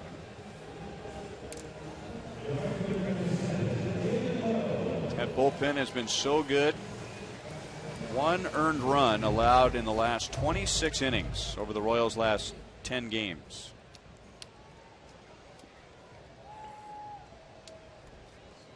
The answer to our AT&T trivia question for tonight: last pitcher with 20 or more wins, age 40 or older. Layup. Beautiful. Thanks for coming now. All week, Ryan. We're going to get him all week. I think you're in his head. You talk so much about confidence. I think we got a trivia guy working without confidence right now. And making mistakes. I mean, he's playing right into our strengths. But they are clever, but it's nice to have you aboard. Fizz, when he works with me, he's not really concentrating on answering the question like we do. But I think it's fun, and our fans, they get to sit out there and answer too. The interaction this year on our sprint questions and all that from the fans has been fun, Monty. It's great. That's what it's all about. Yeah. 2-2 on Lowe. Including the people at home. But for Al to give us a trivia question with Jamie Moore, and you've been going deep on him 3 times, that was almost a layup, like Ryan said. Not to bury Al or anything. Left center field. And again, the slice working against the Royals as Lowe hit it hard, but it's sliced right into Chavez. 2 down.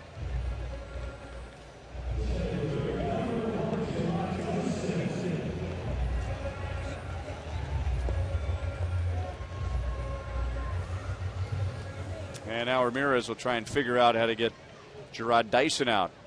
Dave Bridgman from Blue Springs, our Sonic Slam inning contestant, $800 if the Royals go deep in this inning.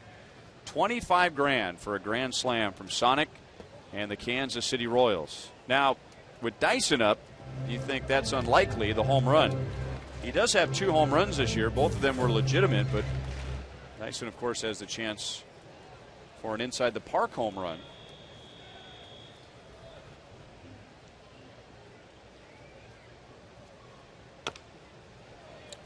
A clean gapper, it's hard, But a ball that's a top spin sinking liner that a guy dives for and misses is a better chance for an inside the park.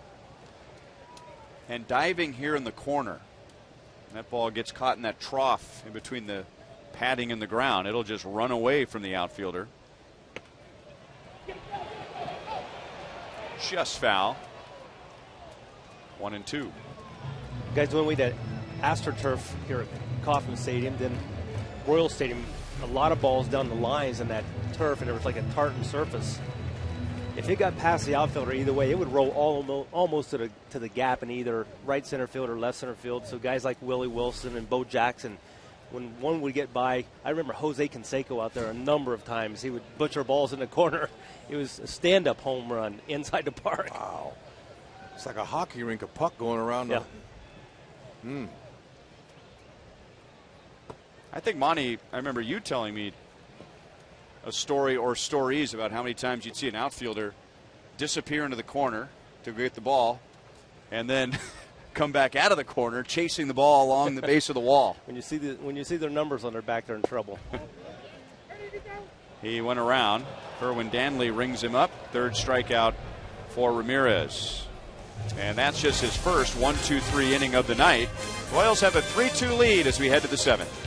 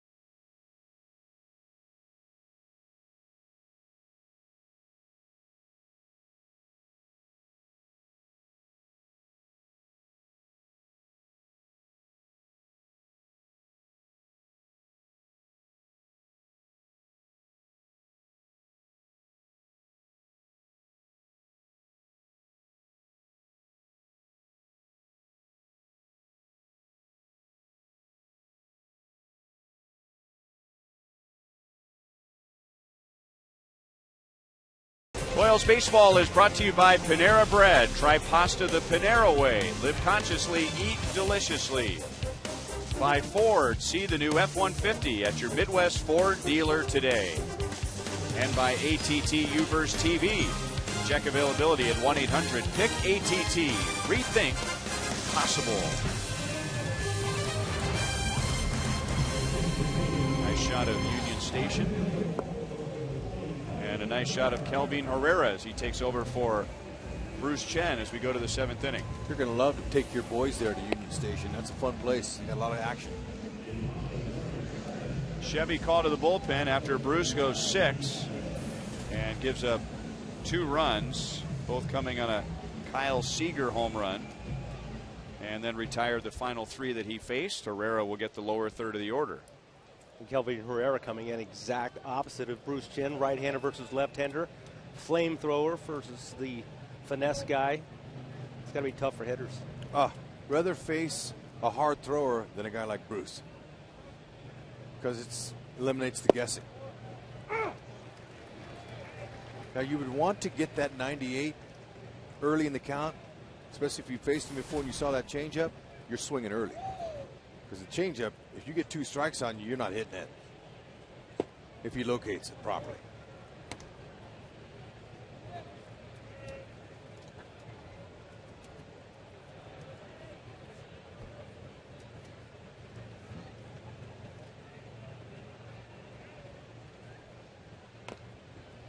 Bunning foul, 1-2. Royals are on a great run lately. I mean, they've had a great year in the bullpen all season long. Royals have a very good chance of not only breaking the team record for ERA as a bullpen, but shattering it. 1981, the bullpen's ERA was 2.8, and right now, Royals bullpen is 2.51. Herrera just blows away Chavez 100 miles an hour, one down in the 7th inning. And they have been unhittable over the last 10 games. Here's the division. And the closest to the Royals would be the White Sox, and their ERA is almost 3 points higher than the Royals over the last 10 games. And those numbers, I mean, literally incredible numbers. And it's a decent sample size, too, to go 10 games. We know the starting pitcher's done a great job the last 7 or 8 games. Only 1 run allowed, but the bullpen's come in and followed up. We saw Will Smith yesterday, and just fabulous job from the bullpen. And as the Royals continue to chase the Tigers, I know most people talk more about the wild card because there are fewer games to make up than in the division, but even in those 10 games, I mean, that's been the Achilles heel of the Tigers all season long, their bullpen. Almonte and Bonifacio, how about that? He scoops it and then he runs it down before it goes into the dugout. Well, he knew it was coming. We saw Almonte the pitch before try to do that, and he got the pitch he wanted here. And we don't see too many guys try to bunt that hard 98-mile-an-hour fastball, and he was successful. Heads up play there by Bonifacio by following up his own little toss. It was. He had an idea it was coming. But the kid runs well, this young man here. They like him. They like his future.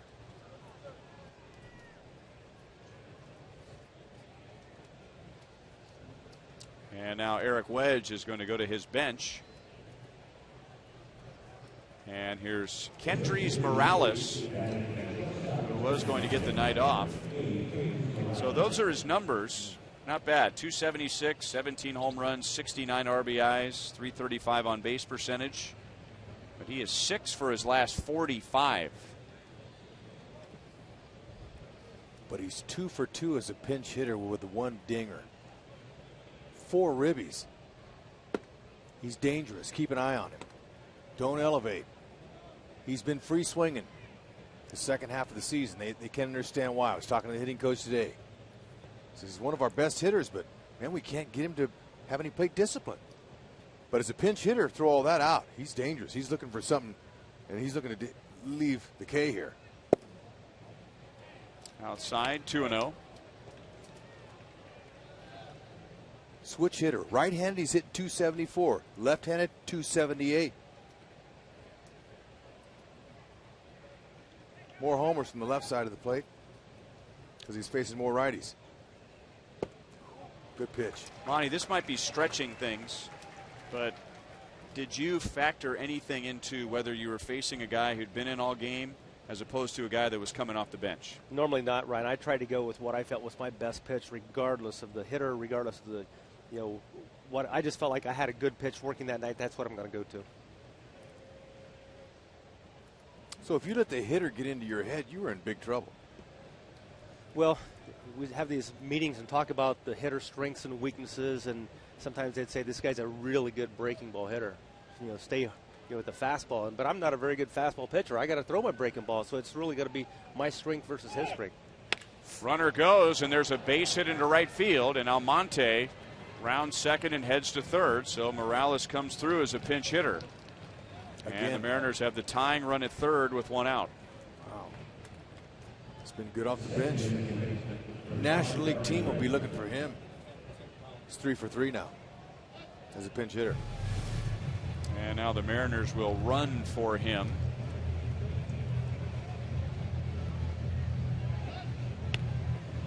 Textbook.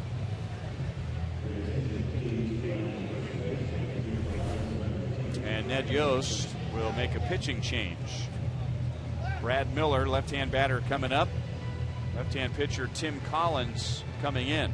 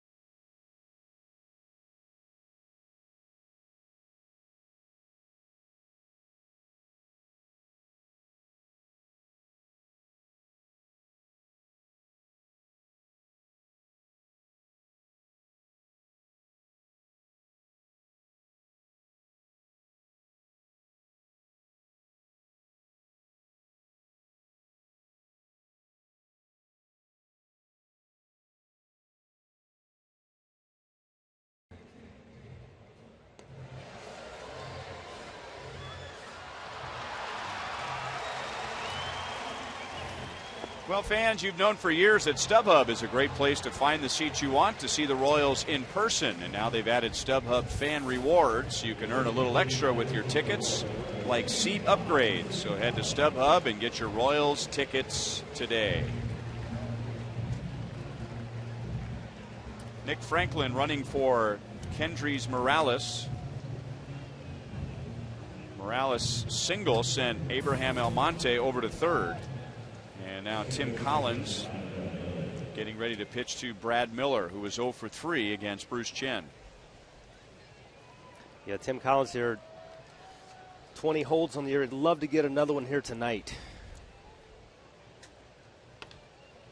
Didn't mean to do it, but the Mariners are going to tie the game. So not hit hard enough for a double play. Almonte comes down from third, and Miller with kind of a half swing drives in his 28th run, and we are tied at 3. Good breaking ball, but I think Miller was just looking to do that. He said, you know what? If I just put an easy swing here, they're not going to double me up. Get the run home. So that run is charged to Herrera, and he's still responsible for Franklin at second base as Collins pitches to Gutierrez.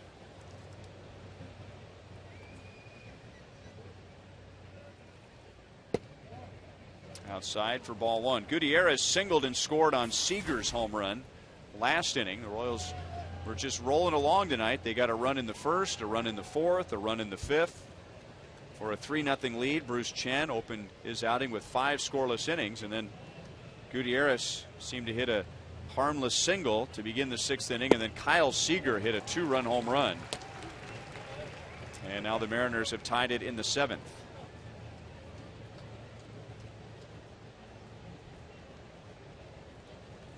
Right-handers versus Collins, 295, no homers.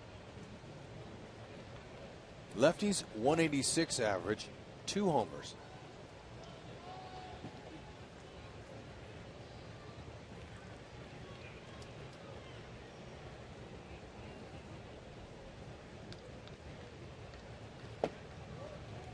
Two and one. Sure, Tim Collins going to go right at Gutierrez. Knowing with Seager on deck, he's got a tough guy on deck. You got to go with this batter. Got an open base, but you still want to get this batter. And the guy on deck has already hit a home run off of a lefty tonight. Talking about Kyle Seager. Went with a changeup. So Gutierrez was thinking like Monty was. Collins was going to come after him and put a fastball swing on a changeup.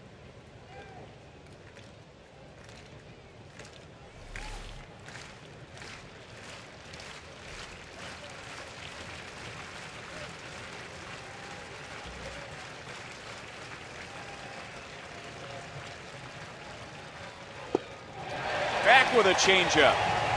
Collins gets a huge out.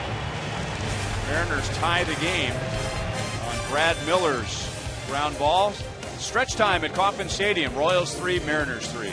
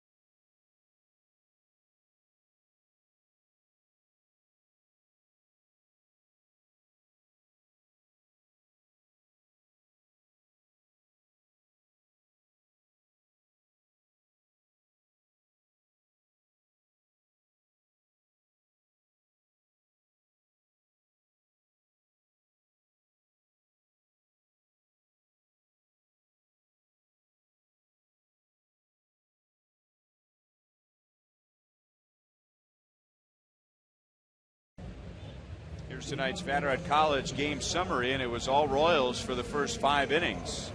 Alex Gordon on the first pitch thrown by Erasmo Ramirez homered.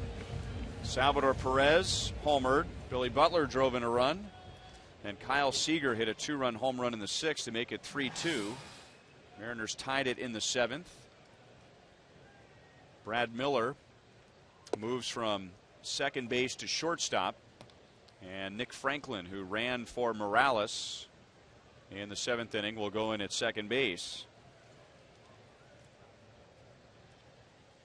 1-0 on Alcides Escobar as Erasmo Ramirez pitches into the 7th inning. 1-1 on Escobar. He is lined to right and grounded back to the mound. Hey, Ramirez, you know, he's done a nice job. He's been able to stay in this game, keeping the balls inside part of the plate. That first inning, his ball looked really straight. I thought he was going to be in trouble, but he's rebounded. It's a pretty good movement on there. Notice just he's bringing in a little cutter, a little slider to go with his curve and change. Not a lot of change-ups.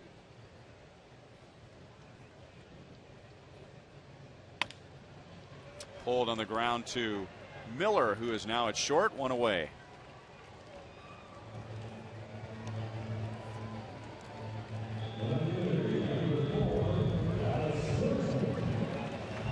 So with Escobar batting, a right-hand hitter, Eric Wedge, was going to leave Ramirez in there to face him. And now Gordon, Bonifacio, who's a switch hitter, and Hosmer, 2 left-hand batters and a switch hitter coming up. And Eric Wedge is going to get the ball from his right-hander. Charlie Furbush takes over in the 7th.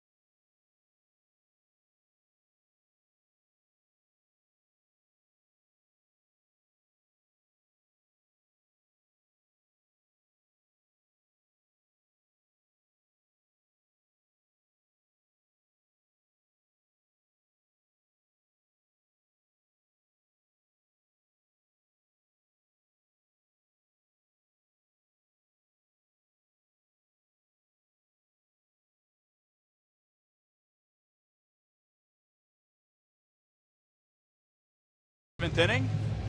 MLB.com At Bat is celebrating 5 years as your #1 mobile app for live baseball. The At Bat app delivers the Royals with live audio, pitch tracking, stats, breaking news, and video highlights.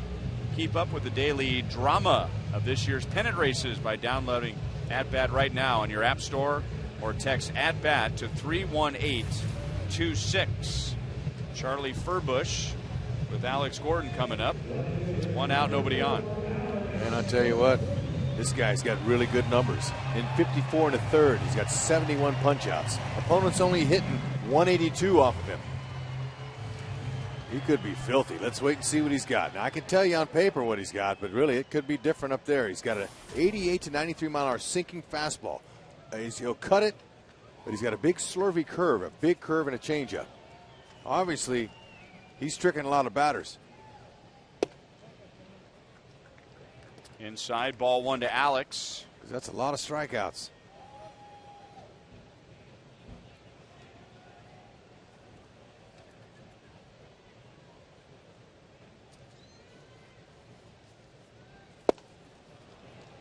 1-1.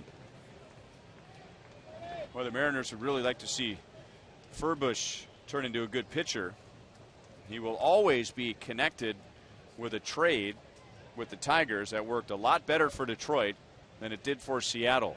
The trade that sent Doug Fister to the Tigers 2 years ago, right at the trading deadline. And the Mariners acquired outfielder Casper Wells, an infielder named Francisco Martinez, a pitcher Chance Ruffin, and Furbush for Doug Fister. Wow. Crack bat. The bat breaks in half, and Miller's throw goes right over the bat and in time to smoke for out number 2. Alex did all he could to try to guide that up the middle. Furbush tried to stop it with his hand. Luckily, he didn't hit his hand because that could hurt him. Ball was by him.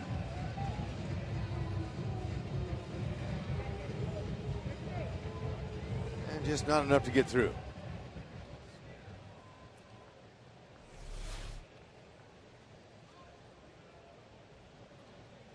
So 2 down, and now Bonifacio, who moves over to the right side.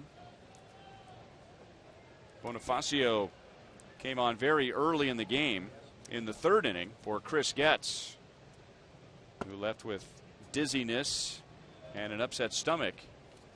Bonifacio has flied to center, singled to center, stolen a base, and scored a run. This kid's given up 5 home runs, Furbush. 4 to righties.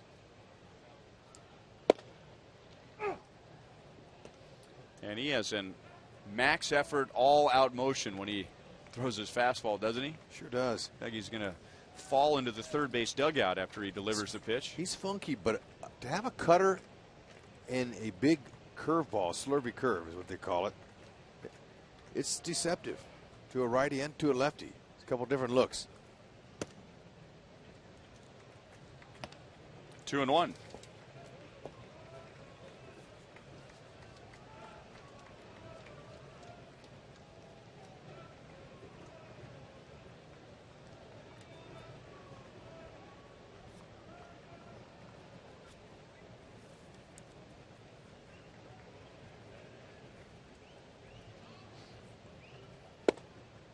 And just missed below the knees. 3-1 with Hosmer on deck.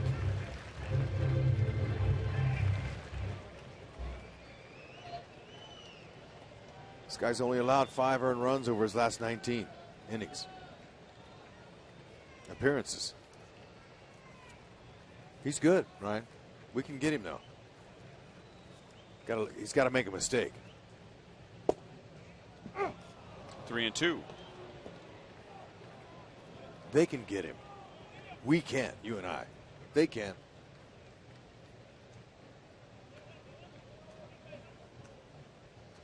Furbush out of Louisiana State. Played the same time that Lewis Coleman pitched for LSU. Shallow center field. Almonte coming up, and he's got it. So the Royals down 1-2-3. We head to the 8th. Royals 3, Mariners 3.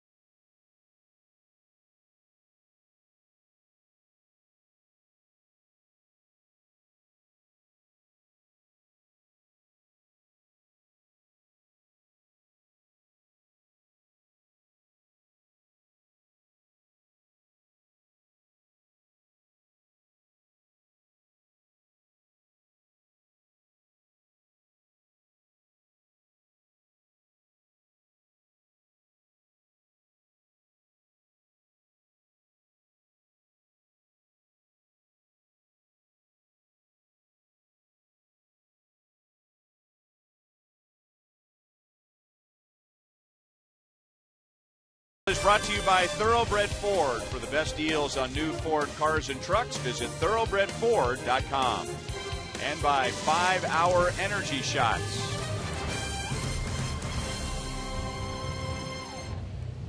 Royals had a 3-0 lead, and Seattle with 2 in the 6th and 1 in the 7th. And now to the top of the 8th, Tim Collins, who got the final 2 outs of the 7th inning, will face Kyle Seager, who brought the Mariners back to life with his 2-run home run in the 6th inning. He hit that off of Bruce Chen. Seattle had scored just 1 run in their previous 2 games. They were shut out on Sunday in Houston, although they won that series 3-1, and then they scored just the 1 run yesterday. And now Collins comes up and in and knocks Seager out of the box. Seattle has lost 8 of its last 11, and they've hit just 209 over that stretch. So this is a big game for them. 3 runs, 8 hits. Seager, Ibanez, and Smoke coming up in the 8th inning. He doesn't have any problem with lefties either. He hit his 10th home run against a southpaw tonight. Seager, earlier against Bruce, out of his 21. So he hits them off lefties and righties. You can see very strong lower half.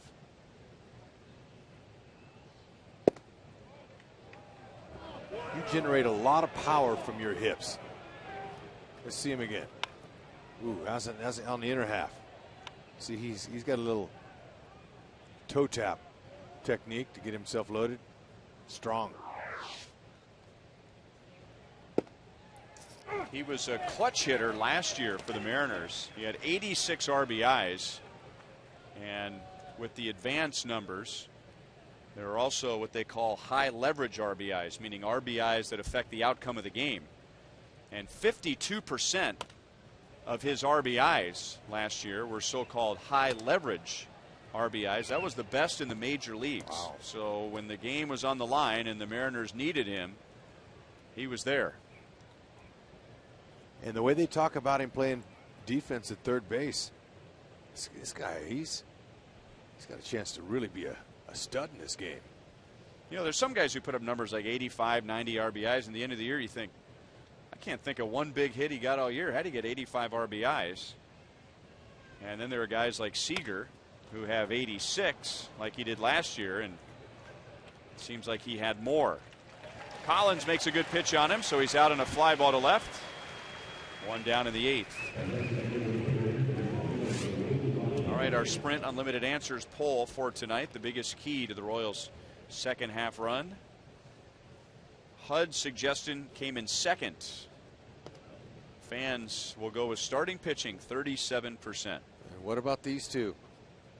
Where would they be without that? And so they all 4 could work. Hard to disagree with starting pitching. That's the bread and butter. Curveball for a strike to Raul Ibanez. How do you like Barksdale's strike call? I like it, Yeah. but you can hear it. And see it. Yeah. Off the plate. And the ball took a funky hop on Billy Butler with some side spin. And Ibanez, at 41 years old, gets an infield single. And he almost ran all the way into the right field corner before he slowed down. And now Eric Wedge is going to send out a pinch runner. Chopper. Collins kind of slipped and then hesitated to get to the bag. Obviously, they're not real familiar playing with Billy Butler at first base. You could see Collins. He wasn't sure whether to go get it or to hesitate or what to do. That's a play that not much you can do.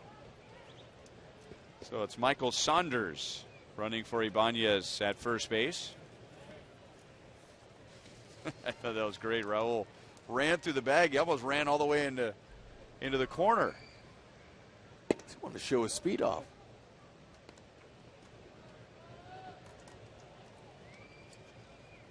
Saunders, we were talking about him last night. The Mariners have almost no running game. They have the second fewest stolen bases in the league, but Saunders is a threat.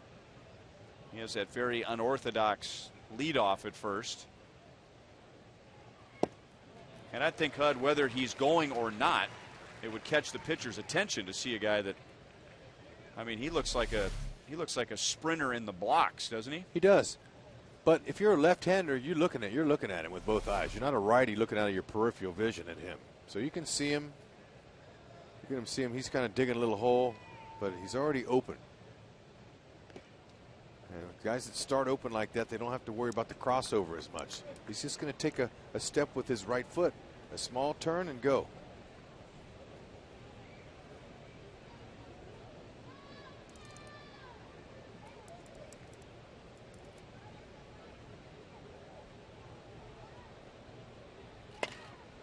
Grounded off of Moustakas' glove, who may have gone into a dive too soon.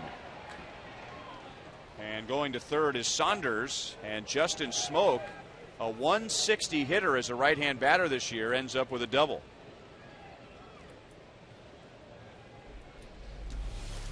Okay, this ball wasn't really powdered. It was hit off the end, so really I think he hit Moose changeup. He had a hard time judging that hop there. Almost knocked it down. That's what he wanted to do. It's going to be hard to make a play like that, but he tried to knock it down, couldn't. Got off his glove. Now they're going to have to rely on some nifty pitching here to get out of this jam. Second and third, one out. Luke Hochaver on to face Mike Zunino.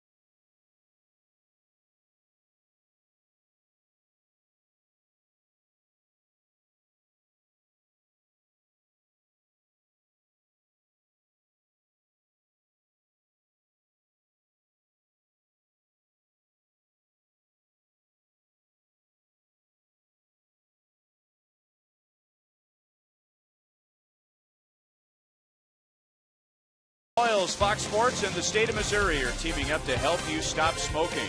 And for more information, call 1-800-QUIT-NOW.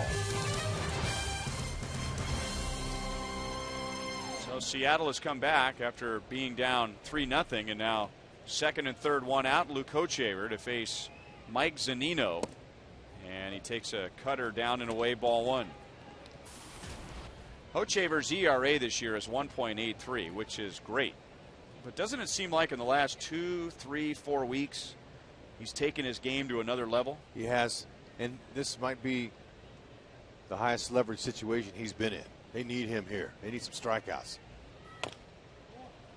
Infield's in. First half, he was just kind of feeling his way as a reliever. Second half, he goes, okay, I think it's my turn. I'm going to be in this bullpen. I'm going to help us get to the postseason. That's his mentality. And he's doing it with just 3 pitches mainly. Hard mid-90s fastball, a little cutter, and a curveball occasionally. Royals have the infield in with Saunders at third. How about that pitch? 96 with teeth. Good word there, teeth. That hard bite. That's a term in baseball guys use. Hard biting right-hander. The opponent's only hitting 167 off of him.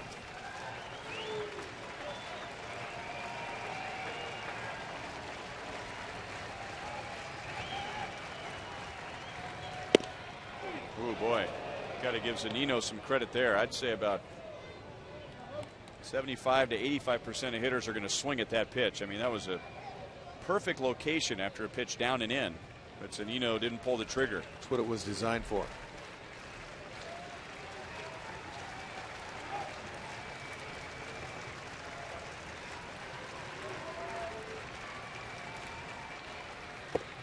Struck him out, so he went back to the pitch that was biting in on Zunino.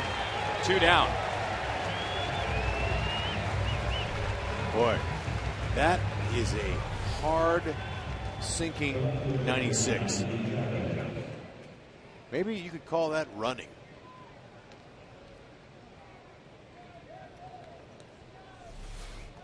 Zunino will get back to the dugout and they'll say, what was that? He'll say that was a hard running fastball. 76% of the runners Hochevar has inherited. He is stranded. And now Andy Chavez, right center field. David Lowe, Gerard Dyson. Dyson makes the play. And Hochevar gets the job done. Way to go, Papa Hoch.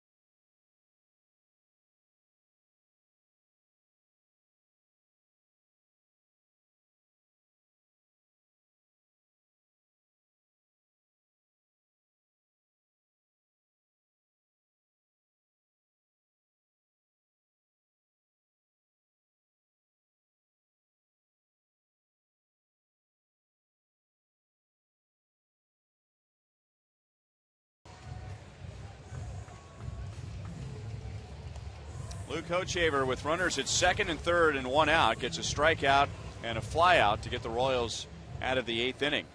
Remember to vote for the Royals Player of the Month, sponsored by Majestic and Rally House. Vote at Rally House stores and get a chance to go on field and meet the winning player. Eric Hosmer, Billy Butler, Mike Moustakas.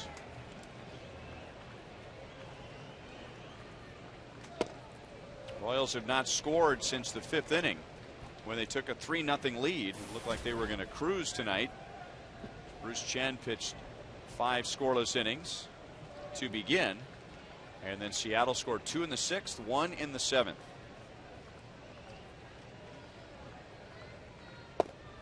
And you know, he's sitting at 299 right now. One big hit can put him over 300, and he has the highest batting average against lefties on the team. Eric Hosmer, 326, 5 home runs out of his 15.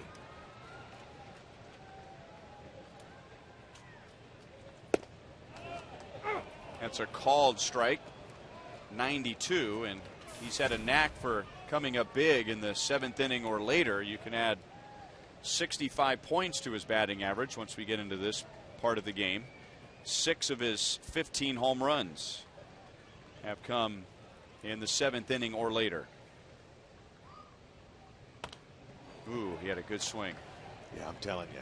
Now that 2-0 pitch, previous pitch before that one, was a perfect 2-0 pitch to a power hitter like him. It was down, over the middle, but down, and Hosmer said it's too low. So it's a perfect pitch for him. Now he's even to count. Great matchup here. A left-handed pitcher that's on top of his game right now, and so is Hosmer. He did not go. And you could hear the conflicting shouts. Mariners dugout saying, yes, he did, and the Royals dugout saying, no, he didn't. So what's he going to throw here? I couldn't tell you. He's got command with everything. Let's see if we can see what Zunino puts down for a sign. Fastball away. Right where he likes it. Ball 4. That's his 3rd walk. And the go-ahead run is on with nobody out. I've never seen Eric Hosmer locked in like he is right now. I don't know how many 3-walk games he's had this year. I would bet on none. But when you're going good, you made a comment earlier in his last at bat. When you're going good, you're selective. When you're not going good, you're more aggressive because you want to hit your way out of it. Yorvis Medina comes on to pitch to face Billy Butler.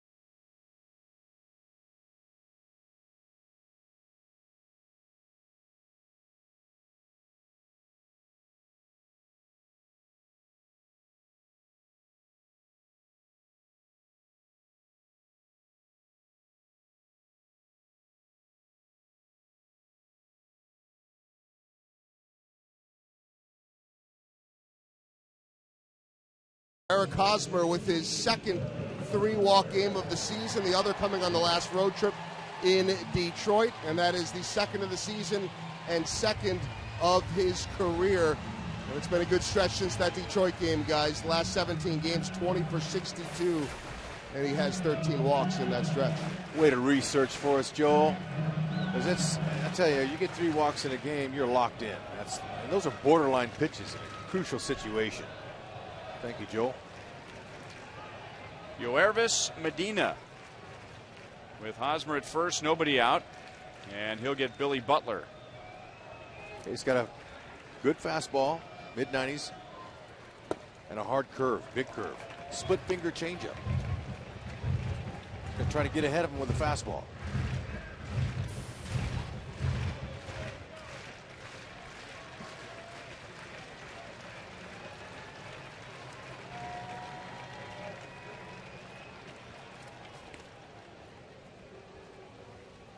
Okay, now he's going to take a little bit of caution with Hosmer over there. And there's nobody out. Billy has hit into his share of double plays this year. So Ned might try to pick a pitch to let Hosmer go. Or he may just leave him there. Might give Billy a good fastball to hit. 2-0. Sometimes just the fact that you're there and they know you can run is good enough. Give him a fastball.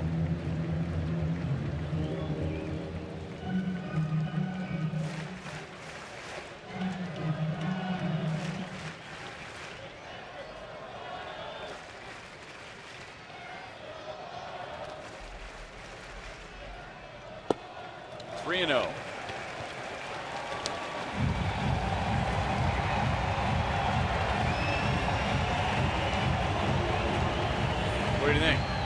I'm going to give him a green light if he likes it. That's Billy Butler. It's got to be his. He hasn't thrown anything close to being a strike. That's why he probably won't. Make him do it twice. There you go. Now he has a look at what a strike looks like.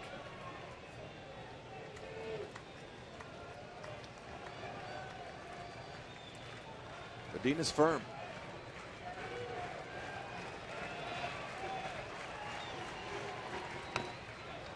Boy, his pitch has good movement on it, doesn't it? That one did. Even the first couple of pitches in this at bat here that he missed with, diving down and away on Billy. That one diving down and in.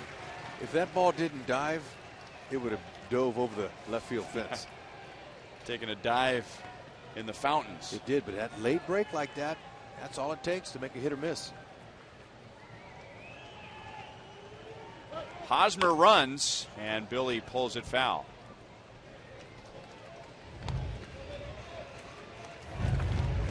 Billy is grounded into a double play tonight, 22 on the year, and Ned Yost wants to avoid that. Right. The impressive thing about Hosmer's 3 walks too, Ryan, is he's the DH for the first time tonight. When you're a DH, you want to hit.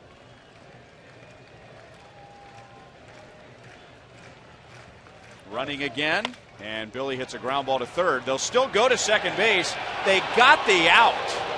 At least that's the call from second base umpire Angel Hernandez. So a gutsy play by Seager. Sure was. And you make a play like that in the 8th inning of a tie ball game. You take a chance, and he did. Got the call. Now, the replay might show him safe. I don't know, but took a chance there. Thought he was safe.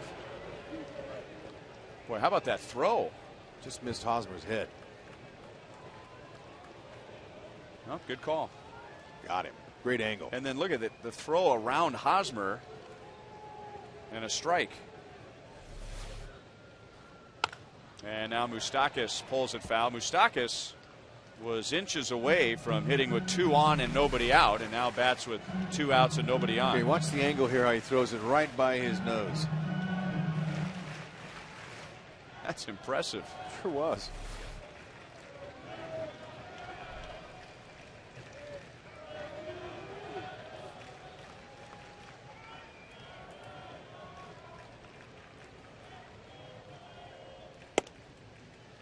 One and one on Moustakas. He grounded into a double play in the 5th inning. The Mariners have turned 3 double plays. That's big for them. This one was the biggest. Billy has grounded into 2, and Moustakas into a double play in the 5th inning. Okay, Moose can let Medina supply the power. He just wants to be short to the ball. Center field sinking, and Almonte into a dive. He blocked it. And now Moustakas is heading for second base, and he has a double. So how big is that double play now? Sure is. I mean, Ned might be looking for a pinch runner, too. Moose, good job to get into second base. Didn't see any limp, a noticeable limp either. Obviously, his calf's getting a little bit better. So he was short to the ball. Hit it off the end of the bat, but it's just in front of the center fielder. Almonte, at least he got a piece of that ball and kept it from going any further. I didn't detect the limp, did you? It's good.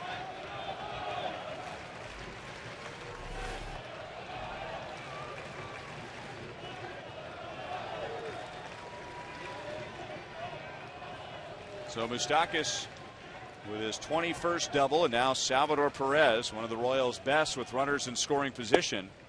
And a slider from Medina. Sal has singled. He has homered, his 10th of the year, and he's grounded out to short. His numbers are nice.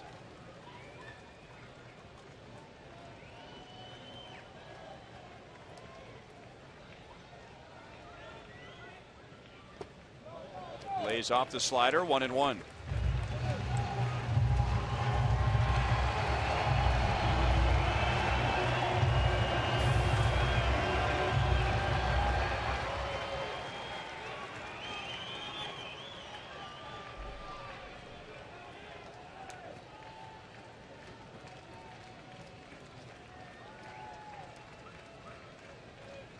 Salvi, he'll hit that ball wherever it's pitched.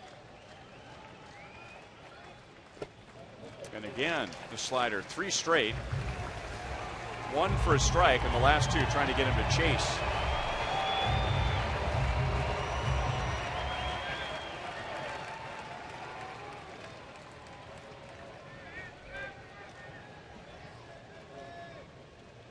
Yoervis Medina out of the Mariners system. They brought him along very slowly. He spent 4 years in their academy in Venezuela before pitching in the United States. And another slider, so 4 in a row. 2 balls, 2 strikes. Signed back in 2006. 2006, 2007, 2008, 2009 in their academy.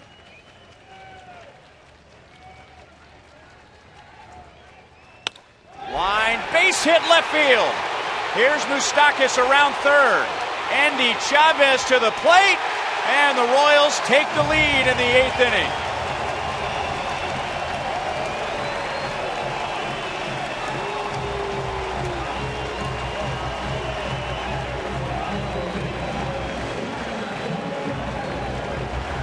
Salvador Perez, never facing Medina before, picked on another slider. You go to the well too often, you get burned. Left it out over. Moose running well. Good to see that. What a great head first slide.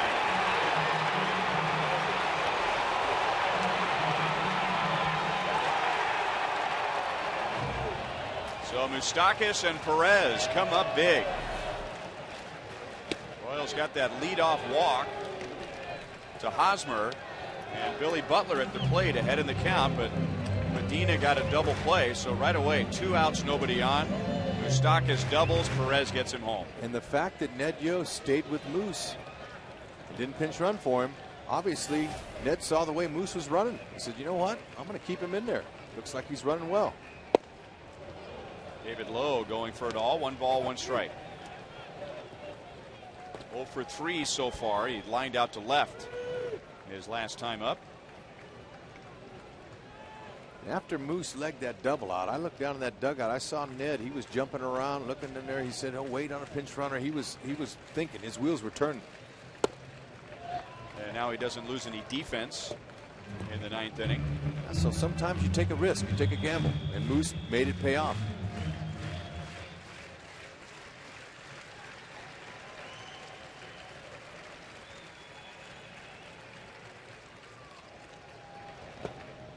And now 3-1 with the ball getting away from Zunino.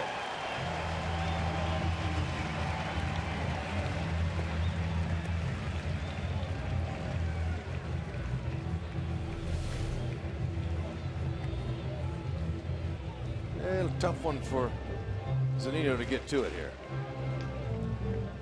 But, you know, with David Lowe up and 2 outs, well, it's almost money. 2/3 of his RBIs have come with 2 outs. 20 of his 30. Taking a strike, 3-2.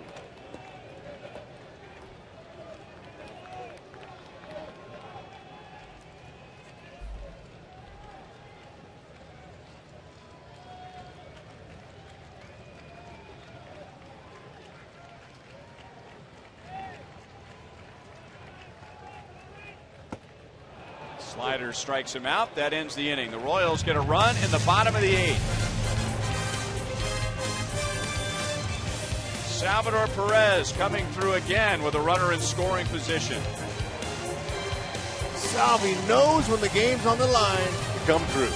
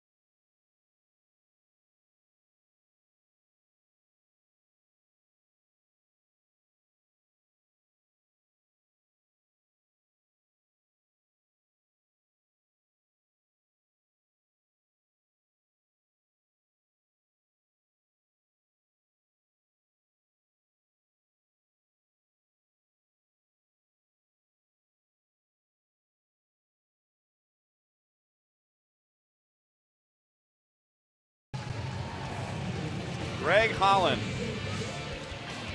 And working on one of the best runs in Royals history, 30 consecutive saves. So he is 6 away from the team record. Joakim Soria, 36 in 2010. And look at tonight's Toyota League leaders. 30-plus saves, best ERAs. And only Craig Kimbrell, the great closer from the Braves, whose ERA is under 1, is better than Greg Holland. So Holland has the best ERA in the American League in that category, better than Joe Nathan, better than Mariano Rivera. Yep, without looking at the numbers, you could just pretty much tell him that. Carlos Pena takes over at first base. And yeah, that's the same Carlos Pena we've been seeing over the years. He was released by the Houston Astros and signed to a minor league contract with the Royals, and he went to AAA Omaha, helped the Royals win the division.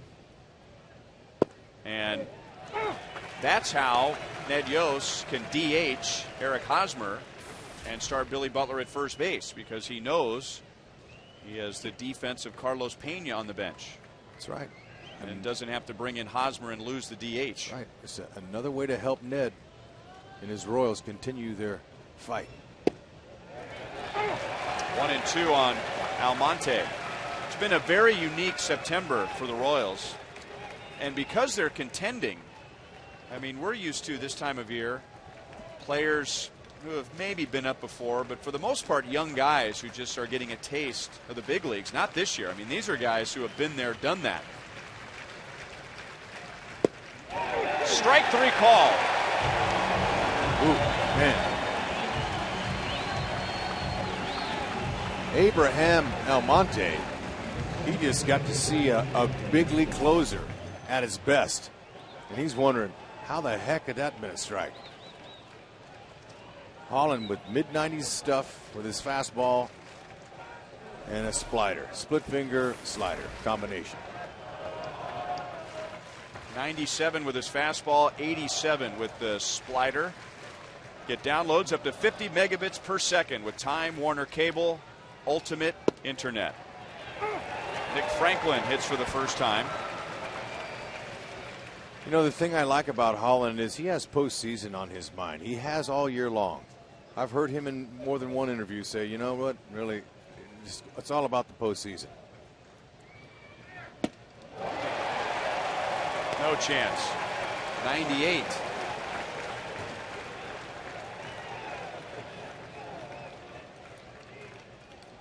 These Royals fans are experiencing one of the best bullpens I'm sure they've ever had.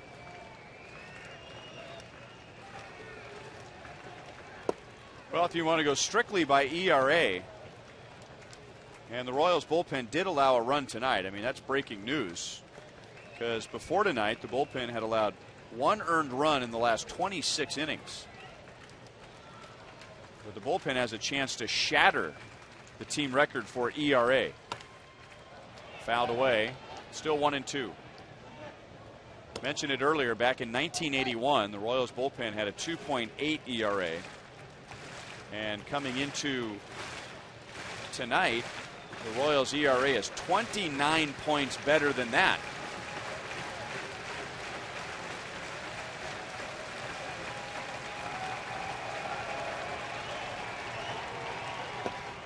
Two and two. Boy, I'll tell you, Salvador Perez, he picked that ball and moved his big body like nothing to it. And there's not even a runner on base. He's very special. He deserves a lot of the credit for the pitching staff's ERAs.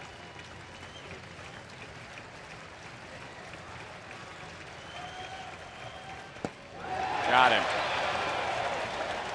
That completes the strikeout, 2 down. Tell you what, it's exciting stuff. But Salvador Perez, he turned that ball into a marshmallow right there. There are a lot of catchers to be scrambling. Watch how he turns this into a marshmallow.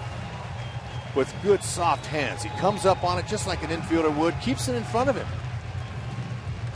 Textbook block in a crucial time of the game.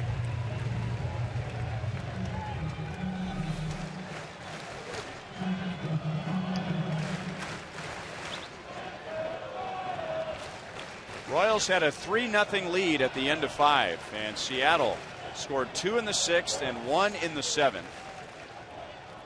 0-1 on Miller.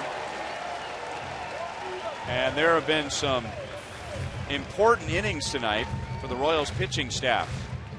Mariners had runners at first and third and nobody out against Bruce Chen in the 2nd, and they did not score. They had 2nd and 3rd and 1 out in the 8th and did not score. And here in the 9th, Greg Holland takes care of the inning all by himself. 2 strikeouts, and he handles a pop-up. And the Royals with a run in the bottom of the 8th inning win tonight 4-3, and they've now won 8 of their last 10 games. What a baseball game here at the K. Tremendous output from everyone. Great energy, clutch hit by that man right there to pick up that go-ahead run and the winning RBI. Moose with a big double. Boy, Bruce, let's not forget about Bruce Chen. Nice outing. Last out, tried to get a bunt, anything he could, popped it up.